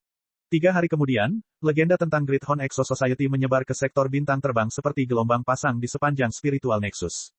Exo Society yang awalnya kecil dan tidak dikenal menjadi terkenal dan mengejutkan seluruh sektor bintang terbang setelah pertempuran. 10.000 tahun yang lalu, sarang laba-laba pernah menjadi planet paling kaya di sektor bintang terbang yang memiliki bahan surgawi dan harta karun duniawi yang luar biasa. Itu dibangun menjadi pusat pemurnian paling penting di sektor bintang terbang oleh Star Ocean Imperium. Kapal luar angkasa dan peralatan magis yang diproduksi di tempat ini telah dikirim ke seluruh sektor bintang terbang dan dunia lain di sekitarnya. Setelah ratusan tahun dieksploitasi secara berlebihan, semua yang ada di Spider dan telah habis dikonsumsi. Gunung-gunung yang tinggi dan perkasa dibelah. Tambang bawah tanah dibangun satu demi satu dan hampir mengosongkan seluruh planet. Langit diselimuti oleh badai spiritual yang dahsyat. Lautan dirusak oleh racun dan asam, diwarnai dengan berbagai warna glamor. Tidak ada sedikit pun pemandangan alam sejauh mata memandang. Bangunan raksasa seperti sarang lebah yang terbuat dari baja ada di mana-mana di planet busuk ini. Bangunan-bangunan ini menembus ke langit atau jauh ke dalam tanah. Mereka mengikis vitalitas planet ini seperti sel-sel pengalengan yang dingin. Akhirnya, Star Ocean Imperium meninggalkan tempat itu, menjadikannya tandus, terpencil, dan tidak berpenghuni.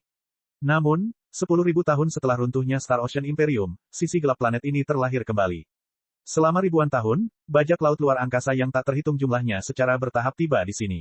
Pusat pemurnian peralatan magis dan pangkalan modifikasi kapal luar angkasa yang digunakan untuk memproduksi senjata paling mematikan digunakan kembali, menyemburkan asap hitam pekat dan kabut berbisa.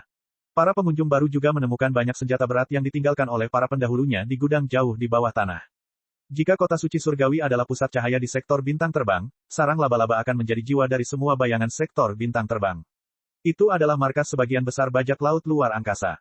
Para penjahat yang telah mengkhianati doktrin para penggarap dan menganut kejahatan berkumpul di tempat ini. Jauh di bawah sarang laba-laba, di bawah jalinan tabung seperti labirin dan bangunan sarang lebah, di dalam sel penjara yang gelap, Feng Yuzhong berjalan menuju 3 penggarap perlahan. Bandit brutal yang telah berkeliaran di sarang laba-laba selama puluhan tahun dan menerobos banyak pengepungan tampak cantik, montok, dan lembut. Dia lebih seperti seorang profesor universitas yang berpengetahuan luas. Dibandingkan dengan dia, para penggarap yang berjongkok di 3 susunan rune di depannya, yang tulang punggungnya terkunci, berantakan, kotor, dan bahkan agak cabul. Sambil tersenyum cerah, Feng Yuzhong bertanya perlahan, untuk terakhir kalinya, apakah Anda bersedia menjadi penggarap abadi?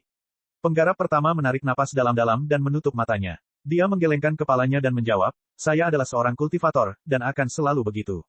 Baiklah, Feng Yuzhong menganggukkan kepalanya. Matanya berbinar. Tiba-tiba, susunan rune di bawah kultivator menyemburkan api ungu yang langsung membakarnya menjadi abu. Penggarap atau penggarap abadi. Feng Yuzhong menoleh ke penggarap kedua, suaranya sama tenangnya. Penggarap kedua mengertakkan gigi untuk menahan diri agar tidak mengaum. Berjuang sebentar, dia mengertakkan gigi. Petani, Feng Yuzong menghela nafas. Gelombang api kedua dipanggil dan membakar sang penggarap serta jiwanya. Betapa bodohnya kamu. Sejak akar spiritual kita terbangun, kita telah menjadi spesies yang sama sekali berbeda dari umat manusia. Kami telah melampaui makhluk yang rendah hati seperti semut, kami telah menjadi dewa yang maha tahu dan maha kuasa. Jalan kita adalah mencari kekuatan yang lebih besar dan umur yang lebih panjang. Takdir kita adalah misteri alam semesta yang tak ada habisnya dan peradaban yang jauh lebih cemerlang. Feng Yuzong menatap mata kultivator terakhir dan mengulurkan tangannya yang gemuk. Dia berkata dengan sungguh-sungguh, masih ada waktu bagimu untuk kembali. Kenali siapa dirimu. Kamu bukan manusia. Sejak akar spiritualmu terbangun, kamu belum menjadi manusia. Mengapa kamu membiarkan dirimu terikat oleh identitas konyol seperti itu dalam perjalanan menuju kekudusan? Ikutlah denganku dan jadilah seorang penggarap abadi. Mari berangkat dalam perjalanan menuju surga dan mengejar dao sejati serta kehidupan abadi yang tertinggi. Penggarap ketiga menelan ludah, bola matanya bergetar cepat. Feng Yuzong mendengus. Jangan berasumsi bahwa kota suci surgawi tidak bisa dihancurkan. Ketika para penggarap abadi menunjukkan kekuatan kami yang sebenarnya, Anda akan segera menyadari betapa rentannya Anda para penggarap bodoh. Jangan bandingkan iblis dengan penggarap abadi. Yang disebut iblis hanyalah anjing yang dijinakkan oleh kami penggarap abadi. Izinkan saya bertanya untuk terakhir kalinya. Penggarap atau penggarap abadi? Penggarap ketiga ragu-ragu untuk waktu yang lama. Dua air mata kotor bahkan menetes dari sudut matanya. Dia menatap dua tumpukan abu yang asapnya masih mengepul. Pada akhirnya, dia menggelengkan kepalanya dan berkata dengan suara lemah yang menyerupai dengungan nyamuk, saya adalah manusia. Saya, seorang penggarap. Sebelum suku kata terakhir diucapkan, api ungu telah menyelimutinya. Sang penggarap tersenyum lega sesaat sebelum dia menjadi abu. Mata Feng Yuzong dingin dan suram. Dia menatap tiga tumpukan abu itu dalam diam. Saat itu, prosesor kristal mini miliknya berdengung. Bab 468, Kemarahan Feng Yuzong. Kesuraman di mata Feng Yuzong berubah menjadi kegembiraan. Dia mengangkat alisnya dan bergumam pada dirinya sendiri, berita tentang Ah Ming. Dia menyalakan prosesor kristal. Yang muncul dalam sorotan cahaya adalah seorang wanita parubaya gemuk dengan wajah polos. Di tengah keramaian, dia tidak begitu mencolok seperti setetes air di lautan. Wanita parubaya itu adalah Pang Wushuang. Dia adalah istri Feng Yuzong, serta putri pemimpin, Menara Laba-Laba Hitam, sebuah organisasi misterius di Spider. Black Spider Tower adalah organisasi jahat yang berfokus pada intelijen dan pembunuhan. Untuk menyelesaikan perampokan yang sukses, para perompak luar angkasa harus mengetahui setiap detail mangsanya. Mereka harus mengetahui bagian dunia mana yang mengirimkan barang berharga ke benteng bintang mana, pada waktu berapa, dan dengan berapa banyak penjaga sebelum mereka memulai pekerjaan mereka. Tanpa kecerdasan yang cukup, kemungkinan besar mereka akan menendang papan baja. Misalkan sebuah armada didampingi oleh beberapa penggarap tahap formasi inti, mereka tidak akan pernah meminta masalah. Ketika para perompak luar angkasa dihadapkan pada pengepungan besar-besaran terhadap sekte-sekte yang saleh, pekerjaan intelijen menjadi lebih penting karena menyangkut kehidupan mereka sendiri. Menara Laba-Laba Hitam adalah organisasi bajak laut luar angkasa yang secara bertahap muncul setelah ribuan tahun hidup dalam bayangan. Mata-mata yang tak terhitung jumlahnya telah dilatih dan ditugaskan untuk menyusup ke sekte-sekte lurus, sebagian untuk mengumpulkan informasi terbaru, dan sebagian lagi untuk menimbulkan kekacauan di dalam sekte-sekte tersebut. Para pembunuh juga telah dikerahkan untuk memenggal kepala para pendukung aktif pembersihan bajak laut. Meskipun kekuatan pribadinya tidak terlalu mengesankan, sebagai putri pemimpin Menara Laba-Laba Hitam, Pang Wushuang memiliki banyak orang di bawah komandonya. Berdasarkan kecerdasan Menara Laba-Laba Hitam bahwa Feng Yuzong telah melarikan diri dari pengepungan sekte-sekte lurus dari waktu ke waktu. Saat ini, wajah Pang Wushuang bahkan lebih mengerikan daripada wajah iblis. Setiap otot di atasnya gemetar. Api hitam sepertinya keluar dari matanya yang cekung.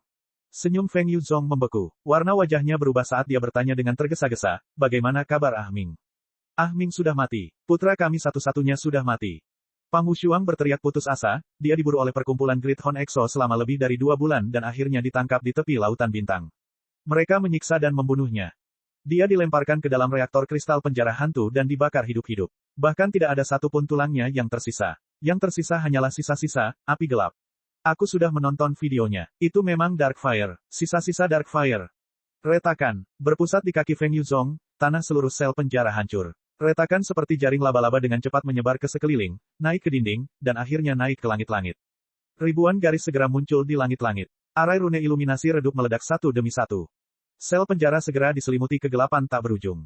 Satu-satunya hal yang bisa didengar adalah napas berat Feng Yuzong yang menyerupai binatang yang terluka. Satu-satunya hal yang bisa dilihat adalah sepasang mata yang sedang dilanda badai. Itu tidak mungkin. Aku memberi Ah Ming 3 cincin kosmos. Bahkan jika penjara hantu hancur berkeping-keping, benda-benda di dalam cincin kosmos seharusnya sudah cukup baginya untuk melarikan diri. Ah Ming bukanlah tindakan yang tidak bijaksana jika dia tidak meninggalkan penjara hantu ketika dia harus melakukannya. Aku sudah memberitahunya berkali-kali bahwa dia tidak boleh peduli dengan orang lain dan lari begitu saja jika ada yang tidak beres. Kenapa dia dimasukkan ke dalam reaktor kristal penjara hantu? Bagaimana itu bisa terjadi? Bagaimana itu bisa terjadi?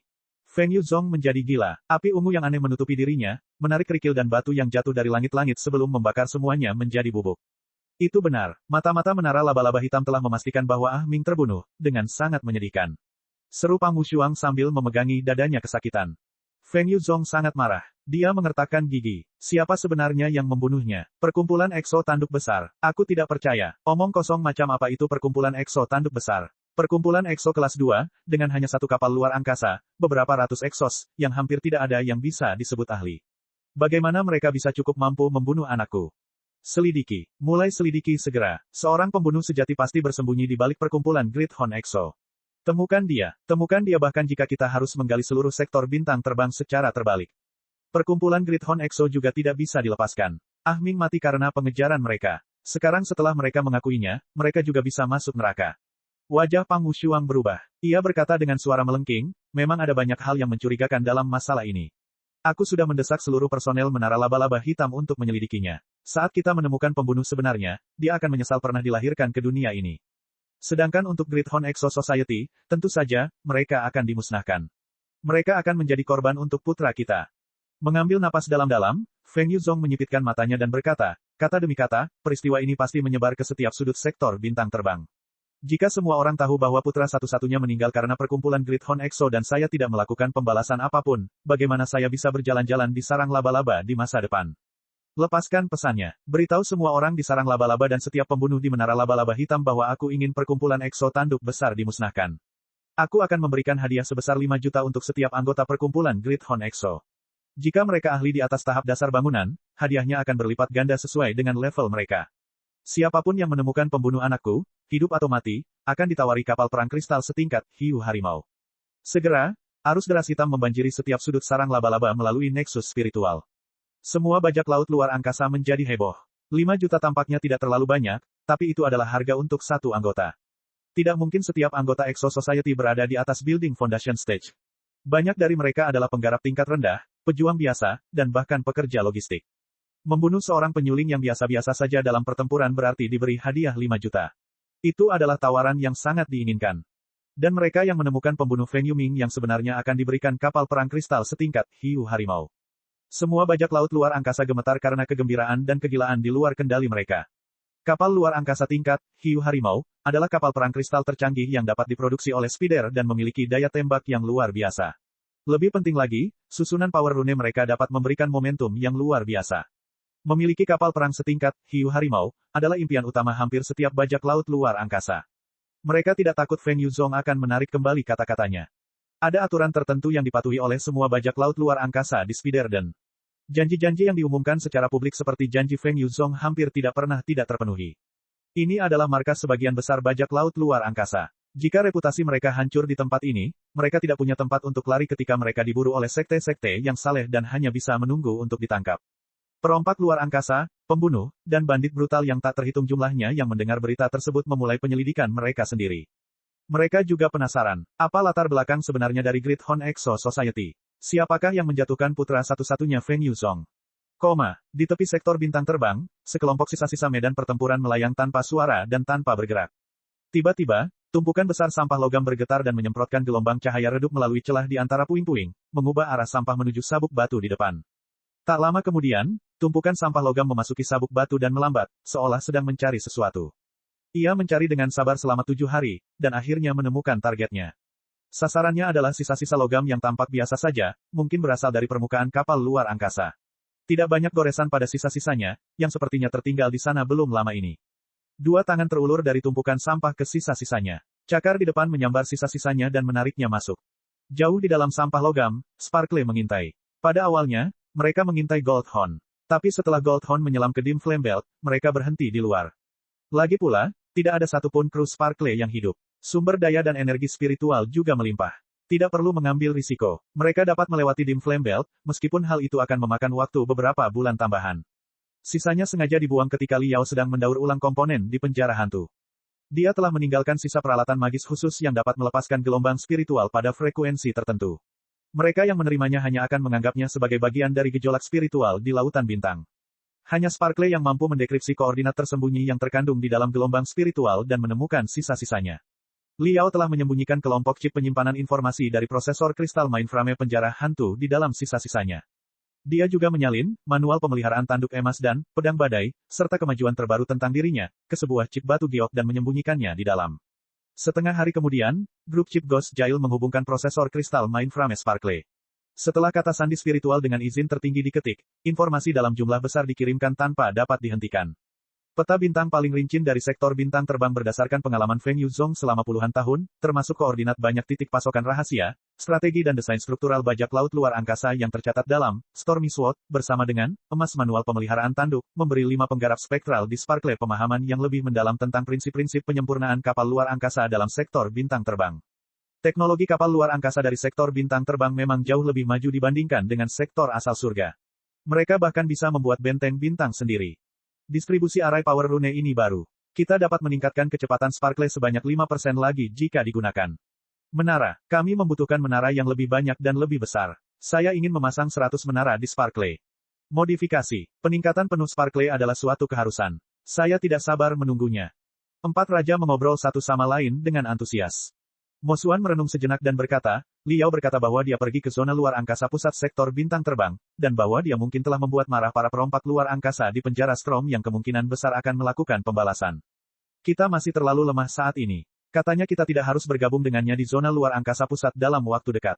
Akan lebih baik jika kita tetap berada di pinggiran, mencari material dan energi spiritual, dan melakukan peningkatan penuh pada Sparkle. Setelah kita menyelesaikan peningkatan dan memahami strategi yang tercatat dalam Stormy Sword, inilah saatnya kita berangkat untuk menemukannya di zona luar angkasa pusat. Dia telah meninggalkan 12 cara untuk menghubungi kita. Pada saat itu, kita akan dapat terhubung ke Nexus spiritual dan meninggalkan pesan untuknya secara langsung.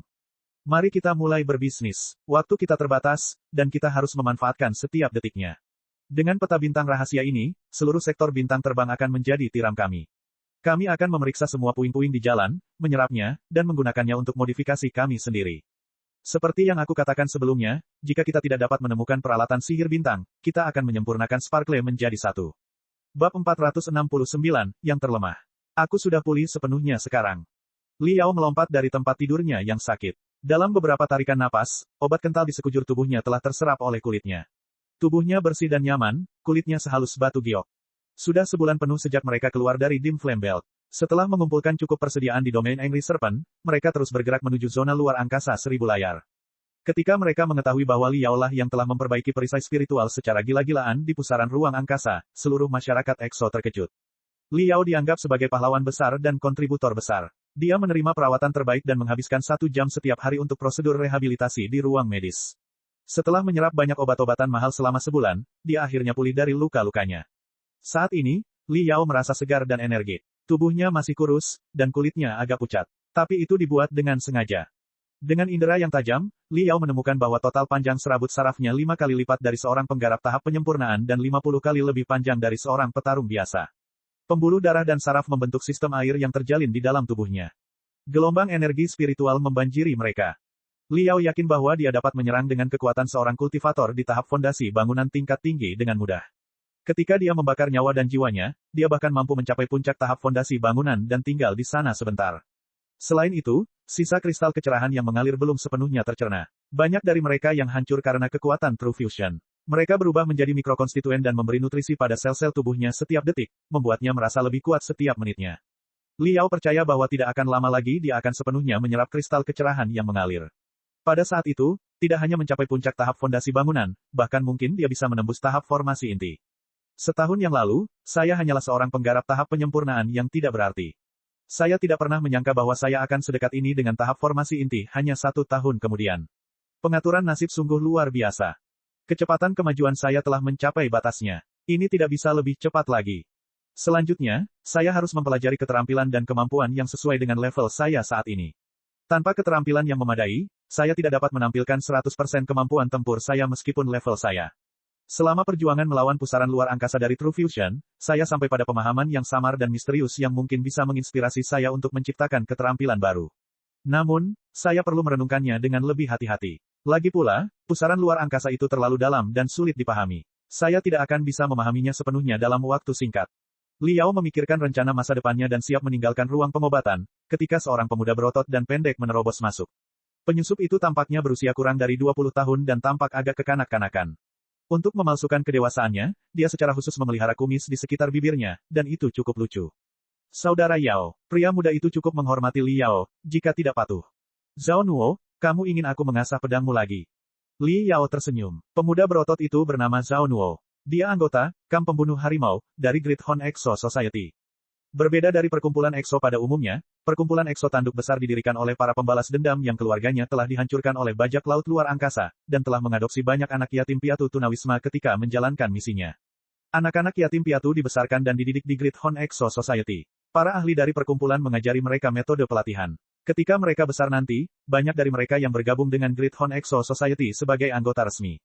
Itu juga salah satu alasan Great Horn Exo Society bisa bersatu selama 2 bulan berburu dalam perjalanan yang panjang dan membosankan. Jika itu adalah Exo Society yang lain, para anggota mungkin akan berpikir 2 kali. Beberapa dari mereka bergabung dengan serikat untuk mendapatkan lebih banyak pengalaman hidup, sementara beberapa dari mereka hanya bergabung demi uang. Tentu saja, mereka tidak akan terlalu gigih terhadap bajak laut luar angkasa. Anak-anak yatim piatu tersebut dikelompokkan ke dalam kamp pembunuh harimau, yang terinspirasi oleh ungkapan, anak sapi yang baru lahir tidak takut terhadap harimau.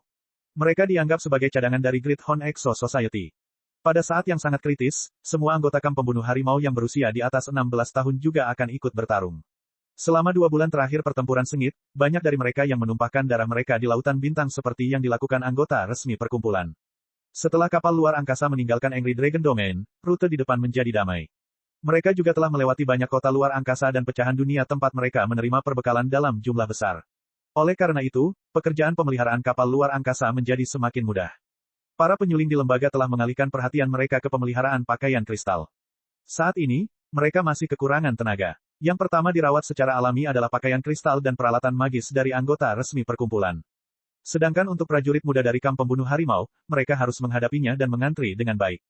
Peralatan magis setara dengan kehidupan seorang kultivator sendiri. Beberapa pemuda di kamp pembunuh harimau hampir mencapai usia dewasa dan memiliki kemampuan luar biasa. Mereka juga telah diajari dan dipoles oleh pertempuran berdarah selama 2 bulan terakhir. Tapi saat ini, mereka hanya bisa menyaksikan orang lain yang pakaian kristalnya telah diperbaiki melakukan latihan harian, sementara mereka tidak punya pilihan lain selain menebas pedang dan pedang mereka yang patah.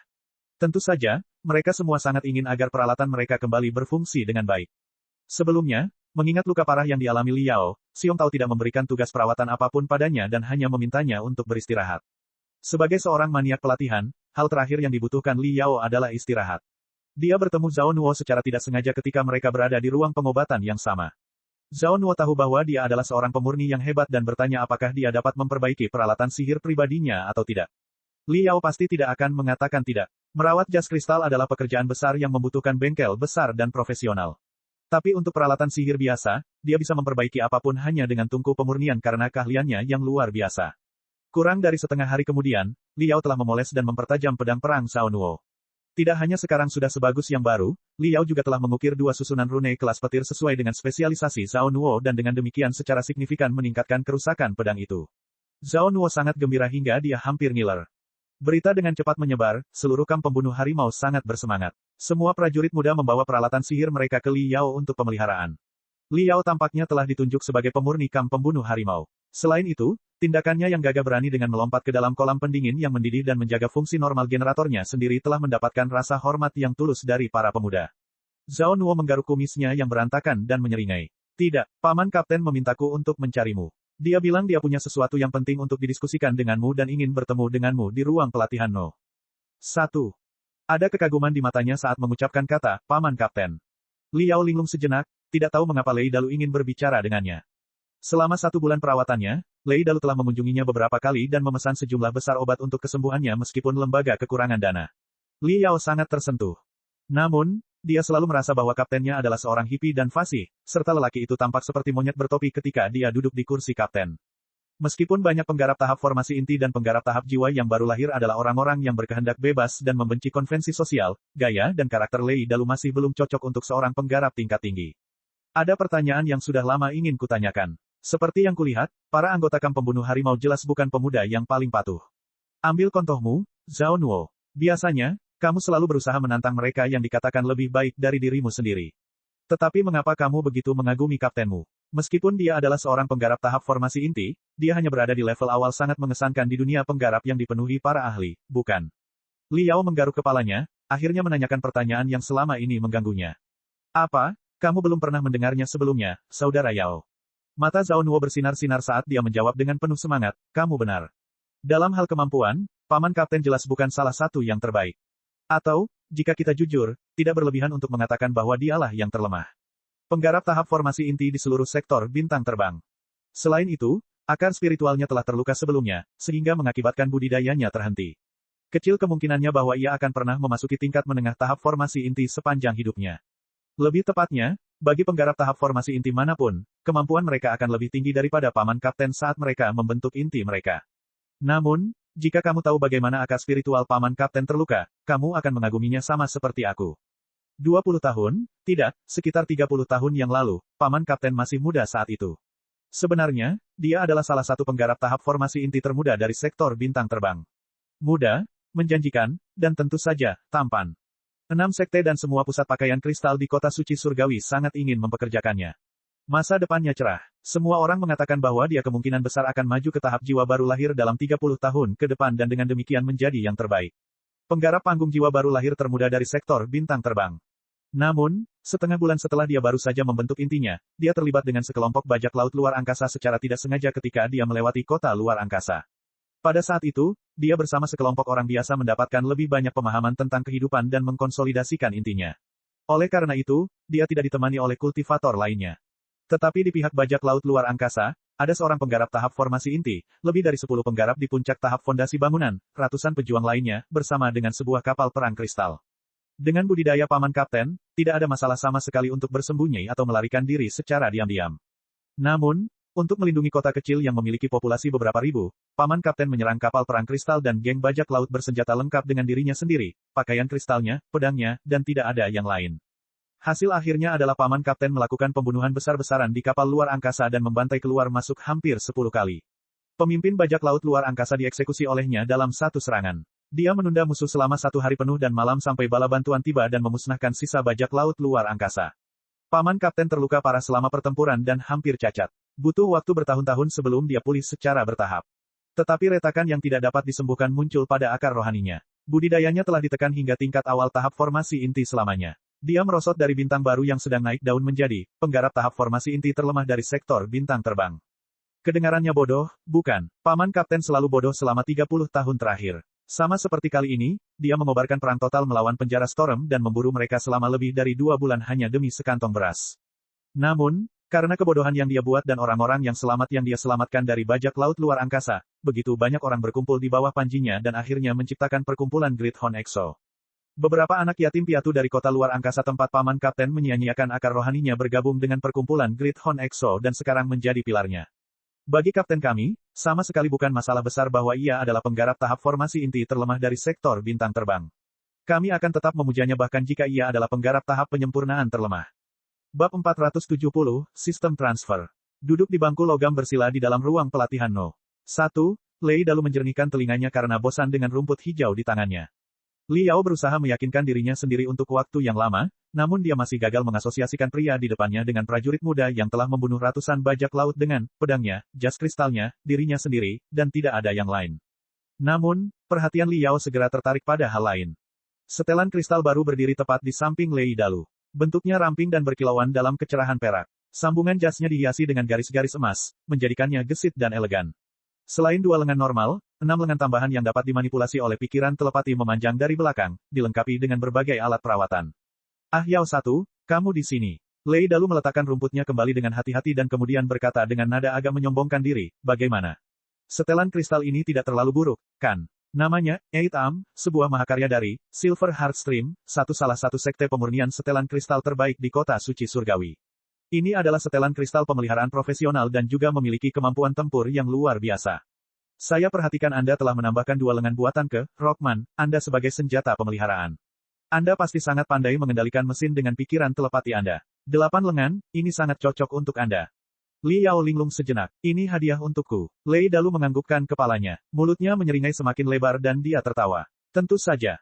Kamu adalah kontributor terbesar bagi pelarian kami dari sabuk api redup, dan kamu seharusnya diberi penghargaan yang layak. Selain itu, bakatmu dalam pemeliharaan peralatan sihir benar-benar luar biasa. Paman Siong telah mengeluh kepadaku bahwa kamu adalah seorang jenius tingkat monster, dia belum pernah terlihat sebelumnya, dan bahwa Anda melecehkannya setiap hari seperti gurita dan akan menyelesaikan penyalinan apapun yang ada di dalam kepalanya. Seorang Rockman berada di bawah keajaiban sepertimu. 8 lengan, ini lebih cocok untukmu. Ayo dan coba. Li Yao sangat tersentuh. Dengan keahliannya, dia bisa melihat kehebatan dari jas kristal pemeliharaan berlengan 8 ini hanya dari penampilannya. Dilihat dari warna yang dipantulkannya di bawah cahaya, pasti banyak material surgawi dan harta karun bumi yang ditambahkan saat dimurnikan. Selain itu, pada 6 lengan tambahan di bagian belakang jas kristal, banyak jenis alat perawatan canggih dapat ditemukan. Pasti ada lebih banyak lagi yang tertanam di dalamnya. Setelan kristal seperti itu pasti bernilai mahal. Perkumpulan EXO saat ini kekurangan uang, namun mereka telah membeli setelan kristal mahal sebagai hadiah untuknya. Sambil menarik napas dalam-dalam, Li Yao akhirnya berkata setelah banyak mempertimbangkan, Kapten, seperti yang saya katakan ketika saya menerima tawaran dari perkumpulan, saya tidak akan tinggal lama di sini. Targetku adalah memasuki kota suci surgawi di mana aku akan mempelajari seni pemurnian yang lebih misterius dan menjadi ahli pemurnian. Oleh karena itu, setelah kita mencapai zona luar angkasa 1000 layar, saya akan meninggalkan tanduk besar dan mengabdikan diri pada tujuan saya. Mohon diperhatikan, Kapten. Lei Dalu menggaruk hidungnya dan tersenyum. Aku sudah menyadarinya sejak lama. Itulah alasan kami memberimu setelan kristal ini. Lei Dalu berkata, zona luar angkasa 1000 layar selalu menjadi tempat berkumpulnya para pahlawan muda dari sektor bintang terbang. Pasukan utama kota suci surgawi akan mengadakan berbagai macam pertandingan di tempat itu untuk merekrut darah baru. Tidak sulit bagi orang dengan kemampuan sepertimu untuk memasuki kota suci surgawi. Namun, aku khawatir kamu tidak tahu betapa hebatnya potensimu. Akan sangat sia-sia jika kamu hanya bergabung dengan organisasi kelas 2 secara acak di kota suci surgawi. Setiap orang yang keluar dari tanduk besar kita haruslah ambisius. Ketika kita tidak pergi ke kota suci surgawi, tidak apa-apa, tetapi jika kita pergi, kita pasti akan bergabung dengan organisasi terkuat dan mempelajari seni pemurnian paling canggih.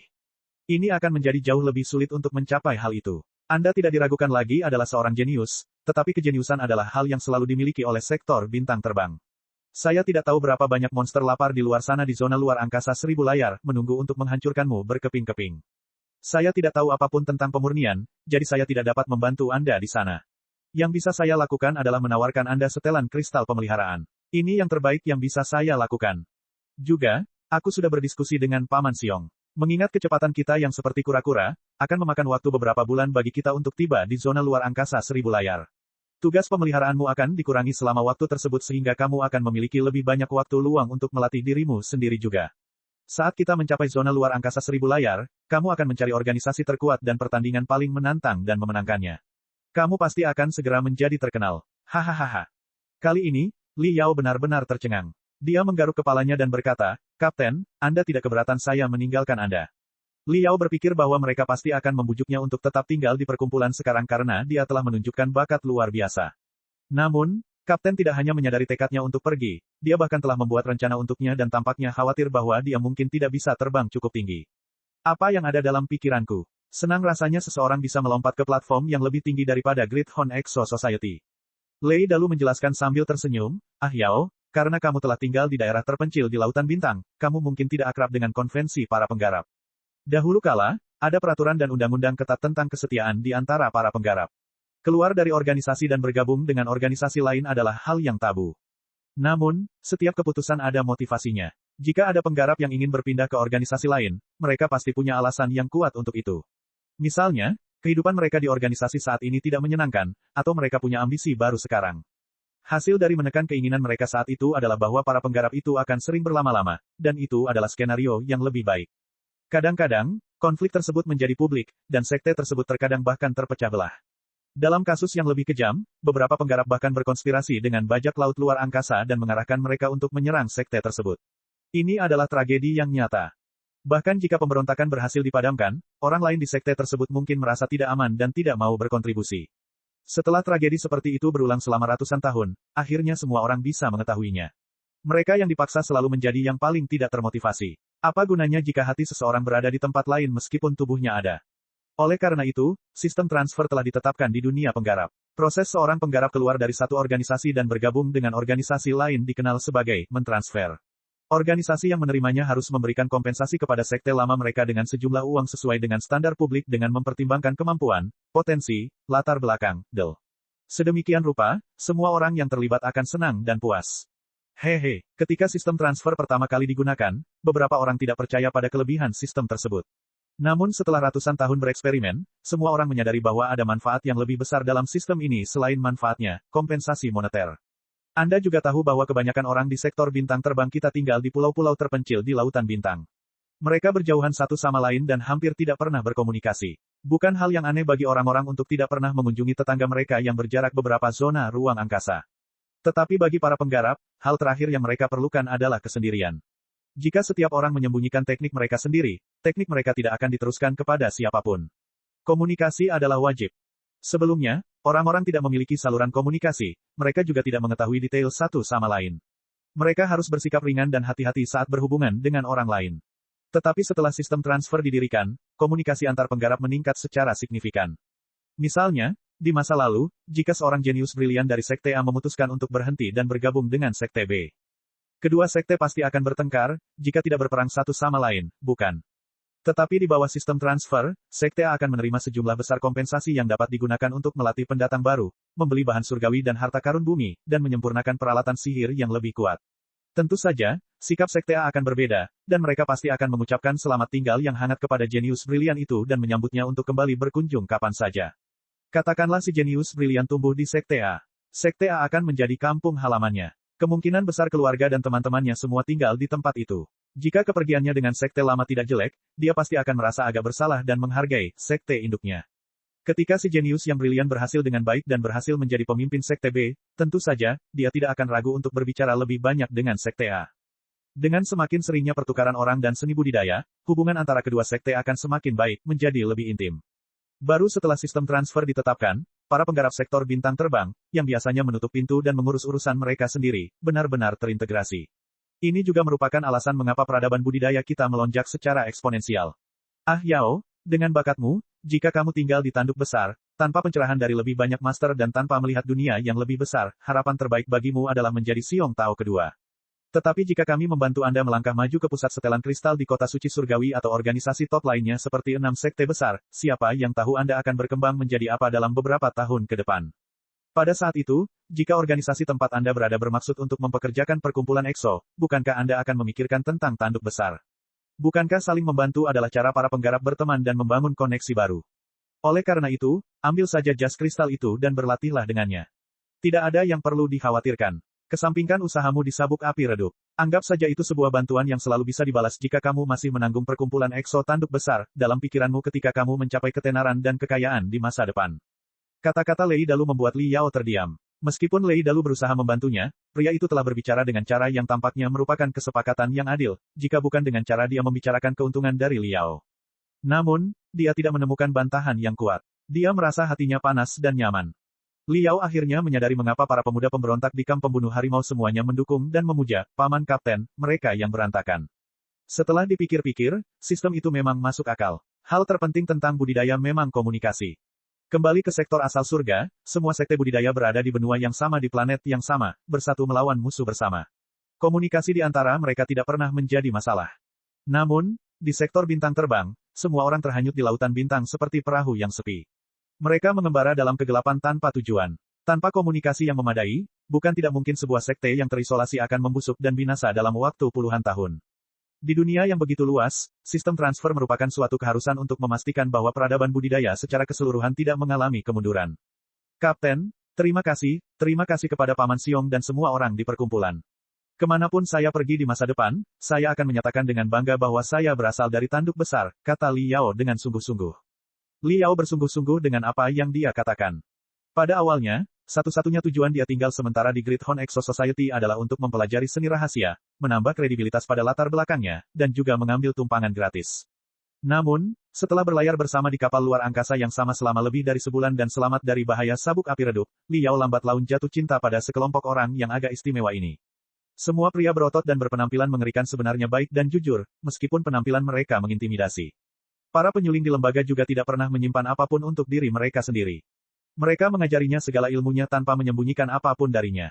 Para pemuda yang bersemangat di kamp pembunuh harimau mengingatkannya pada hari-harinya di lembaga perang terpencil juga. Li Yao merasa sangat beruntung bisa mengambil langkah pertamanya di dunia asing dengan tim yang begitu unik. Lei Dalu menepuk pundaknya dan tersenyum. Mari kita hentikan omong kosong itu. Hal terpenting tentang kita, para penggarap adalah keterus-terangan. Datang dan uji, 8 lengan. Li Yao sendiri juga sangat ingin mencobanya. Dia menggosok tangannya dan berlari ke setelan pemeliharaan 8 lengan. Cek cek cek cek cek cek cek cek. Rakan-rakan kultivator sekalian, sebelum retret, sila terus berkultivasi untuk jurus subscribe, like, share dan komentar agar sekte novel Sadim terus berkembang pesat.